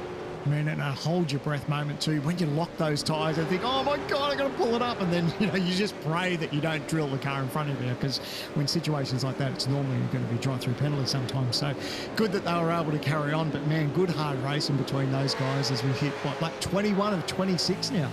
Yeah, as Myers actually came down pit late, so could that have been an incident limit? Here we go. That contact could have actually been an incident limit. Is down for the race lead. Going to move himself up into P number 1. And that's a good drive from Madison Down. Good, hard, clean racing between the two. Yeah, it'll be a no-brainer now. I think he'll just disappear off into the distance for the last few laps. I mean, it's been sort of, I guess, textbook for Madison. He led the early parts of the stage, and he had that pressure again from Phil Sell. But then, unfortunately, Phil Sell had his own dramas, getting caught up with TTR teammates, and then sort of lost a little bit of ground. But now, thankfully, Down will be loving the bit of breathing room and the fresh tyres that he's got on board now. Yeah, he's going to love that for the last part of this race. Set some fast laps. Hopefully get the, if there was a bonus point for the fastest lap, I'm sure he would try and be getting that one with the low fuel load at the moment. Jamie Dyke, Peyton Harrison having a good old battle here for P number 23 and 24. Jamie Dyke going to try and hold that over and under, but here comes Harrison around the outside. Puts him to the inside for the next quarter of turn number 10, but not able to get the run, and he's going to have to stop him behind. Oh, I just love that spot. They're right on the wall there, where you can see how close those guys, just where they get right up against the wall to get the apex. Oh, a little bit of dive now at the inside. No, thought about it. No, better of it. But yeah, love that part of the racetrack where they swing out wide to get the apex. That's very cool. Yeah, it's a cool shot, cool part of the racetrack. And as I said, that Down did set the fastest lap the last time around, 38.4 on his first flying lap time there from him. And that's a good lap. He got the job done. Now he's in clear air. Show him what he can do and try and streak away out in front. So it's a good job from him. But there was a little bit of a reposition between Maloney and Phil, so I believe have to redress, I believe I saw. So that could be interesting between those two. And another thing I wanted to touch on again was while all that was happening with Down out in front, Myers had to come through pit lane, and I believe that could have been for an incident limit, like I said. So he was obviously battling Phil Sell. Now he's down in pit number 14. A nice little showing again, like we said, the TTR stable looks like they got their setup and nailed it this week. All the cars have been quite competitive, and at the moment sitting there with 1, 2, 3. But and again, back to more of the TTR teammates just battling it out. These guys putting on a decent show. This is a little bit further back in the pack, though, unfortunately around sort of the 14th position mark. So not ideal, but still having a good red hot go into the dying stages of round number 6. Yep, battling it out. Lap 22 of 26 here for race 2 of round number 6 of the Logitech G Pro Supercar Pro Invitational Championship here, and a little bit further back, Hampstead, Burke, Burden, Gilliam, Jones, all in a train coming towards the end. And that's always where the action happens. As soon as you see a train with a couple of laps to go, it's usually where there's going to be a couple of overtakes, maybe a couple of heaping shoulders and try and get through on the other drivers out in front. But there we go. Behind them, that looks like Kostecki and Freer having a battle. Kostecki's had a good drive too from the back of the grid, already up in P number 12. He's done a really good job at the moment. Mate, he's had his work cut out for him, hasn't he? Just a disaster off the start for race 1 where he stalled it and unfortunately just didn't get away, but lucky not to get cleaned up. But I don't know, he probably would have had a bit of fun in this race. It's always good to pass a few cars when you've got a bit of pace on board. You know, everyone wants to win a race, but if you can have fun at the same time, regardless of what the result is, you know, I think that's a bit of fun too. So good on him. Hopefully he's enjoyed it and made the best of a bad situation. But, you know, it's all about eyes forward. That's out of your control now. But, oh, look at these guys now side by side. A dive up the move up the inside. Nice and clean on exit. And like you said, it's the dying stage of this race. No more sprint rounds for the rest of this championship as we head into Enduros. And how exciting is that going to be? I can't wait for the Enduro season. Sandown is going to be one of those races where it's going to be the start of something big, I think, for this championship as we head into that Enduro series. Obviously, Sandown, then Bathurst. But like you said, last sprint round of this season, they want to show what they can do. They're all in a big battle pack. This is where the chaos is going to be for the last handful of laps. Down out in front comfortably at the moment as he will come up to complete lap 23 with a handful of laps to go. But down here, there he is, Madison Down. What a drive he's done. I picked him for first race, but maybe second race. Does that work still? Oh, look, you still get the cookies, mate. You did say he was going to win a race. So, look, at the end of the day, I picked Phil Self for race 1 and got that. No, you know, yeah, you got this one for race 2. So that's all right. We're good on that one. At least we can, you know, we can get our picks right, and hopefully we do that for the rest of the season. I doubt it. We can take one round out of it and go, yeah, this is the height of our commentary expertise of getting the winners right, and from here it's only going to go downhill. But here comes Rudd, holding up, not holding up I should say, but doing a really good job of keeping Hampstead behind him.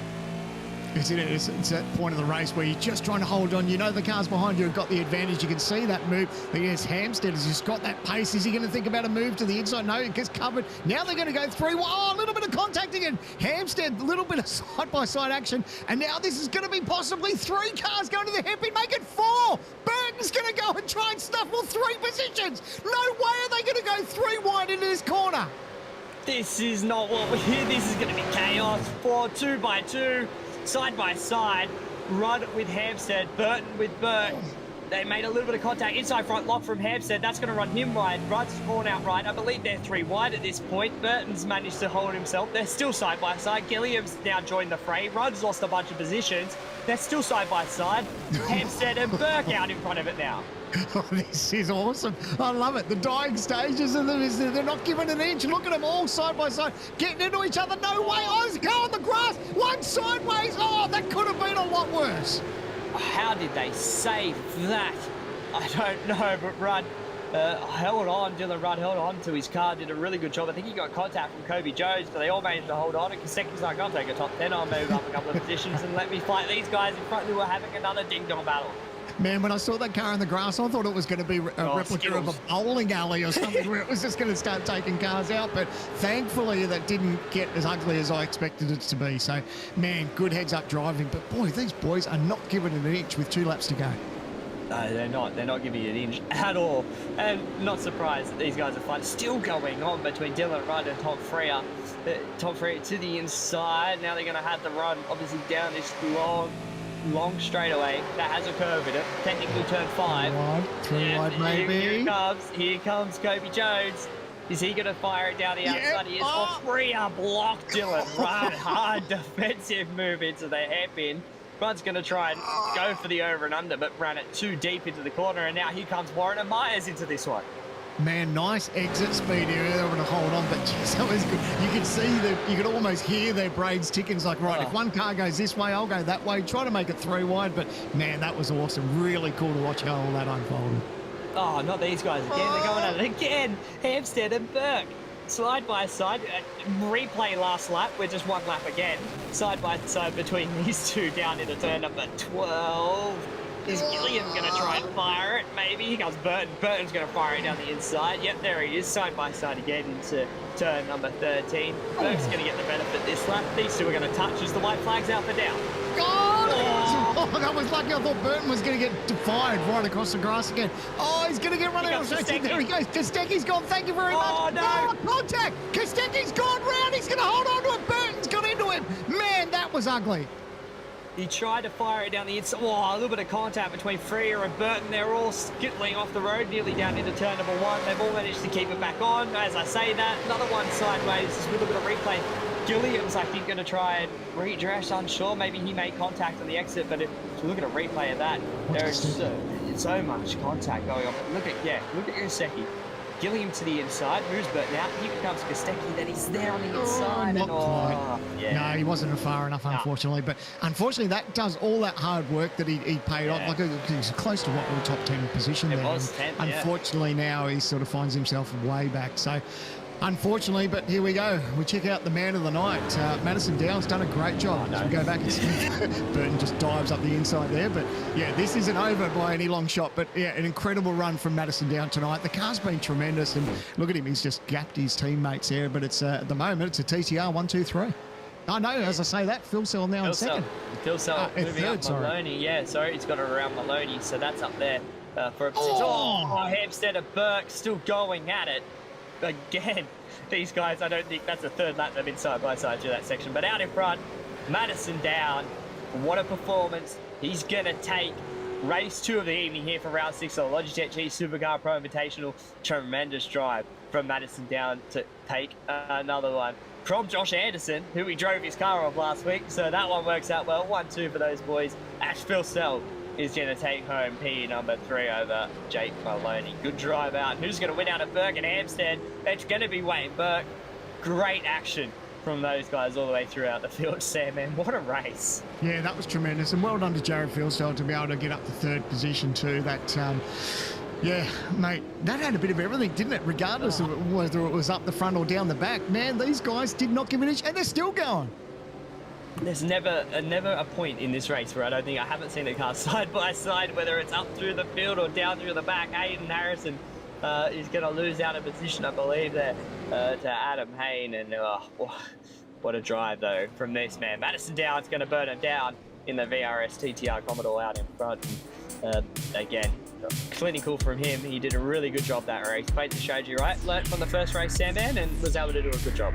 Absolutely, and the TTR boys were on it all race meeting, weren't they? Because all the cars looked like that they were just, I think we saw a train of like 5 or 6 of them there at one stage. So they obviously all sort of had a decent package underneath them, and Madison was able to take away, obviously what he learnt from race 1. But to capitalise and get the win in that one, he'd be pretty stoked with that.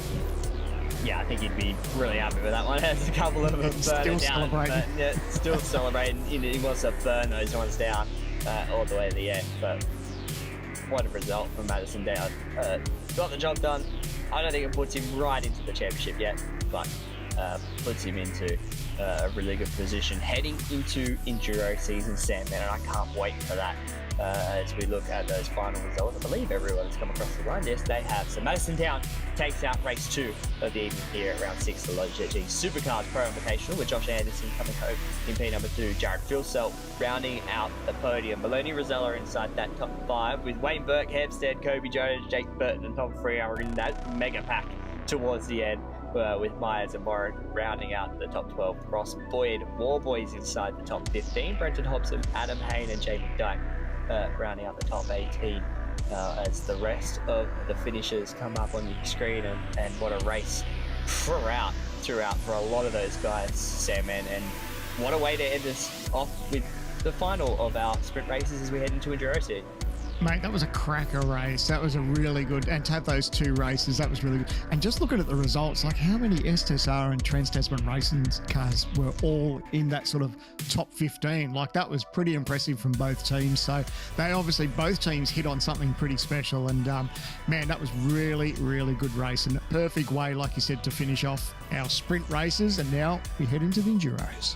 Yeah, heading into the Enduros, I feel like that's going to be one of those ones where it's what if, who's going to be it? It looks like it could be a TTR SSR battle, but we know that anything can happen when it comes down to those races. As we get set for an interview, and do we have a Madison down? We do. Madison, what a drive. Congratulations on taking out race 2. You had a really good first drive in that opening race, but come away with a victory. Tell us about that. Yeah, pretty solid night. The pace all week was really good. So, yeah, we just had to put qualifying together, which we fortunately did. And, yeah, really good battles with Jared all night and a few teammates. And also Luke Rosella as well was up the front. So, yeah, really good fun. Both races, really. That second one, we probably played the strategy a little bit better. And I tweaked the driving up a little bit, made a few little, little bit less mistakes there, and yeah, come away with the win. So bloody happy with that. Yeah, you should be. You had a really good second drive, and like you said, just tweaked it up a little bit, tweaked yourself up, got it to where you needed to be. But tell us about the battling. That was hard from the word go.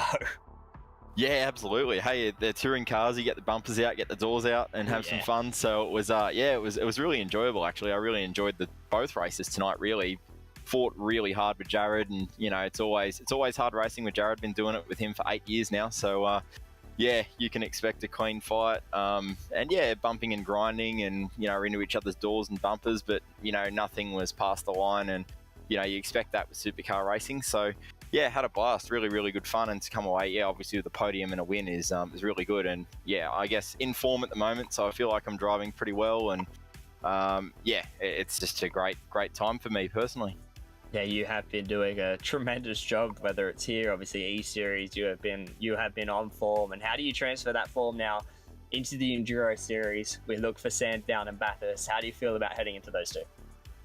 Yeah, well, the last few years in Scops, we've managed to come away with Bathurst wins in 2020 and 2021 in the Scops 1000. So obviously this is a little bit different because we're actually teaming up with drivers not in the series. So that's going to have a different element to it, but obviously, you know, we've had a lot of success in the last few rounds. TTR's working really well together as a team. We've got pretty good setup happening, so thanks to everyone at the team for the work they're doing, and I'm sure that's not going to change going into Bathurst. So yeah, I'm looking forward to those rounds. It's going to be something different for all of us, as I said. So yeah, I'm sure the success can continue. I'm confident that we'll be able to rock up with fast cars. I'm sure you will, Madison. But again, congratulations on another tremendous evening for yourself. Podium and a win. Can't get any better than that. Well, it could if you got both wins. But that was, it's still one of those ones where it was a tremendous job for yourself. Anyone you'd like to thank? Anyone you'd like to give a shout out to? Yeah, absolutely. Brock Salmon, he was engineering with us in the BJRE series as well as tonight. So he's put some great strategies together for me the last few weeks and months. So he, again, in race 2, played that very well. So big thanks to Brock, and also everyone at TTR as well. A lot of work goes in with setups and testing and whatnot. So really good result for most of the team tonight. And yeah, of course, Virtual Racing School being on our cars as well. We use their software day in, day out to make sure we can be in the best form we can be each week. That's it. Well, tremendous drive, Madison. Congratulations again. And hopefully you can have a good showing at Sandown. Thanks, guys. See you there. Thank you. That was Madison Down, our race 2 winner and race 1 podium sitter. And Sam, man, you're going to be sit with Josh Anderson, who had a tremendous drive in that second race to come away with a podium. Mate, tremendous drive. I reckon he had a cool drive. Josh Anderson, mate, how awesome was that? You were in the thick of it for both races. Unfortunately, got a penalty in race 1, but man, you boys at TTR definitely hit on something pretty special tonight. Looks like all the cars throughout the team were running really well. Yeah, it's definitely good to see the team run well. Yeah, the car felt pretty good. So I think once we you get the car somewhere in the window, it's fairly easy to drive. So it was a pretty good night. Now, obviously, race 1 didn't play out exactly like you would have hoped, but you would have been pretty happy with the pace. It looked like strategy came into it as far as, I loved how aggressive you were in that race 1 where you pitted early and made up. I was actually surprised about how much time there was gained on fresh tyres. Did that surprise you, or you sort of had an inkling of that sort of pace was there if you took an early pit stop? Well, I could see from the gaps behind that if I were to pit, I would drop in relatively clean air, and I saw there was a bit of a pit party in front, so I thought we'll rather than waste time sitting in traffic, I was 4th or 5th. I've been further back than that. I just thought I'd go fairly aggressive, and it seemed to pay off. Unfortunately, didn't take enough fuel, so yeah, that wasn't ideal, but it is what it is. So I was pretty happy with the strategy. I enjoy strategy, so it's good when it works out well. And did you have an inkling of tonight of how well you think your night would be, or did you sort of a little bit sort of unsure of how it would all play out? Oh, it's fairly standard. Like obviously qualifying didn't go to plan, but I knew I had pretty good pace in practice. And then it's it's so close in this series that you can be really fast in practice or testing, and then rock up, and if you don't perform 100% on the race night, then you're down, out of the top 10. So it's just the merit of the series. So you need to always be on your game. So I think when you qualify in the top 25% of the field, it makes your whole night a lot easier. And before we let you go, from everyone here at the Logitech G Supercars Pro Invitational Series, a huge congratulations for taking out the Aussie Racing Car Series for 2022. That's a huge achievement and something you must be pretty proud of. So tell us a bit about that, because we obviously hadn't had a chance to speak to you as such since you claimed that. So well done. Congratulations. Tell us. Yeah, thanks, Sam, man. Yeah, it's obviously pretty cool. Anytime you can win a championship in a national category is certainly it's a great achievement. So I'm definitely quite happy about that. And it's cool because, you know, my stepdad raced Aussie racing cars for a long time when I was a kid. So I got good memories of going to Winton or going to Bathurst and missing school to clean tyres and clean wheels. And, you know, do all the little odd jobs that a gopher does. But so yeah, a lot of good memories there. So to be able to get the opportunity to race, I'm incredibly lucky. And yeah, to be able to win a national championship, considering my background, which is more so sim racing than go-karting, I didn't really drive go-karts when I was a kid. It's really cool. So yeah, it's an awesome little category. Awesome little cars. They provide pretty good racing. So, and to get to race at the tracks, you know, all the big tracks, it's, you know, a dream come true. So yeah, thank you. No worries, mate. And I don't know if you can say much. Have you got your plans set for next year, or is it a little bit too early at this stage? Yeah, it's definitely a bit too early at this stage, I think. But you know, it's the common story in motorsport. So we'll see what we can put together, and we'll see what next year looks like. And before we let you go, is there anyone wanted you give a shout out? Obviously, it's a great looking paint scheme that you carry on from your Aussie racing car too. That's cool to have that in the series too. So it's nice that they've given you that sort of opportunity to run this car in this series, and obviously you want to give them a bit of a shout out. Yeah, of course. A massive thanks to Cool Drive. It's actually quite a cool relationship that started in the E-Series last year. And then we, you know, after the E-Series sort of had a chat and managed to put something together for the Aussie car and carry into this year. So it's been a really good relationship. And, you know, to run the car in the sim world outside of E-Series, of course, is really cool. And I think it adds a little something extra to the series when you see some real life liveries running around with the Erebus team as well. So yeah, massive thanks to those guys. They helped me out heaps. And also to Prenzo, Trent Tasman Racing. It was awesome to be able to get the chance to put Mads in the car on the weekend. Did a really good job. I'd love to see him maybe step in and race an Aussie car. But yeah, it's everyone at TTR. We've had a strong few weeks. So we'll be aiming to keep that momentum into the Enduro season. Well, congratulations again, mate. Not only on the Aussie Racing Car Championship, but on your efforts tonight. Well done, and good luck as we head into Enduros. Yeah, thanks, Sam, man. No worries, mate. Good to chat with you, mate. And Jake, I believe you got Jared Filsell. That I do. Our race one winner and third place on the podium for race number 2, Jared Filsell. Jared, tell us about that one. That was some hot action out there, but you had a really good pace in race 1. Just missed the mark a little bit in race 2, but that was on it from the word go. Yeah, it was cool. I actually lost sound 2 minutes before race 1, so I've been running with weird sound all night, just a little bit off, but no, that's just an excuse. But no, we had a pretty good race 1. Pretty faultless, to be honest. Our car held onto its tyres really well. In race 2, I just got caught up in the whole TTR 1v7 battle, and yeah, just got outgunned by them. There's not much you can do when it's 1 versus 7 drivers, so there's always going to be a few sacrificial lambs around the track. So yeah, I think we did all right to maintain some gaps and points and whatnot. So yeah, pretty important around this one, I think. Yeah, I think you did a really good job, especially like you said in that second one. It did feel like a bit of a 1v7. They all turned it up in the second race of the evening to really put the hammer down. How does Brody feeling after his little mistake? Was that something that you guys weren't expecting to happen? Because I'm sure you would have been wanting your re-gunner for the evening. He actually had the same problem in another little fun race a few nights ago, so it's must be a reoccurring issue for whatever reason. I don't know, but I'm sure he'll get that one fixed up for whenever we race next. How do you feel about that then, heading into obviously Enduros for yourself? You're going to have I believe, one of the strongest lineups with yourself and Dane Warren. How do you guys feel about heading into to Sandown and Bathurst for the championship? Yeah, it's going to be cool. Obviously, big rivals outside of this series and abroad. So yeah, could be an interesting pairing come enduro time. But yeah, as you know, enduro is such a long race, so anything can go wrong. But fingers crossed for us. I'll endeavour to put more laps in. I've only logged 63 laps tonight, so minus 26 and 26. So I've only done 11 laps before the race. So that's probably not up to standard if I want to keep up the front. If I did more, I probably could have stayed out a little bit of trouble. But yeah, that's racing. Man, I wish I could turn up on 11 laps. I'm sure Sandman would feel the same and be able to do what you do against some of these guys, but that just shows your talent that you have out there, Jared, which is always mega. So congratulations again on a tremendous night and able to bank some solid points. Any shouts anyone would like to thank before they go?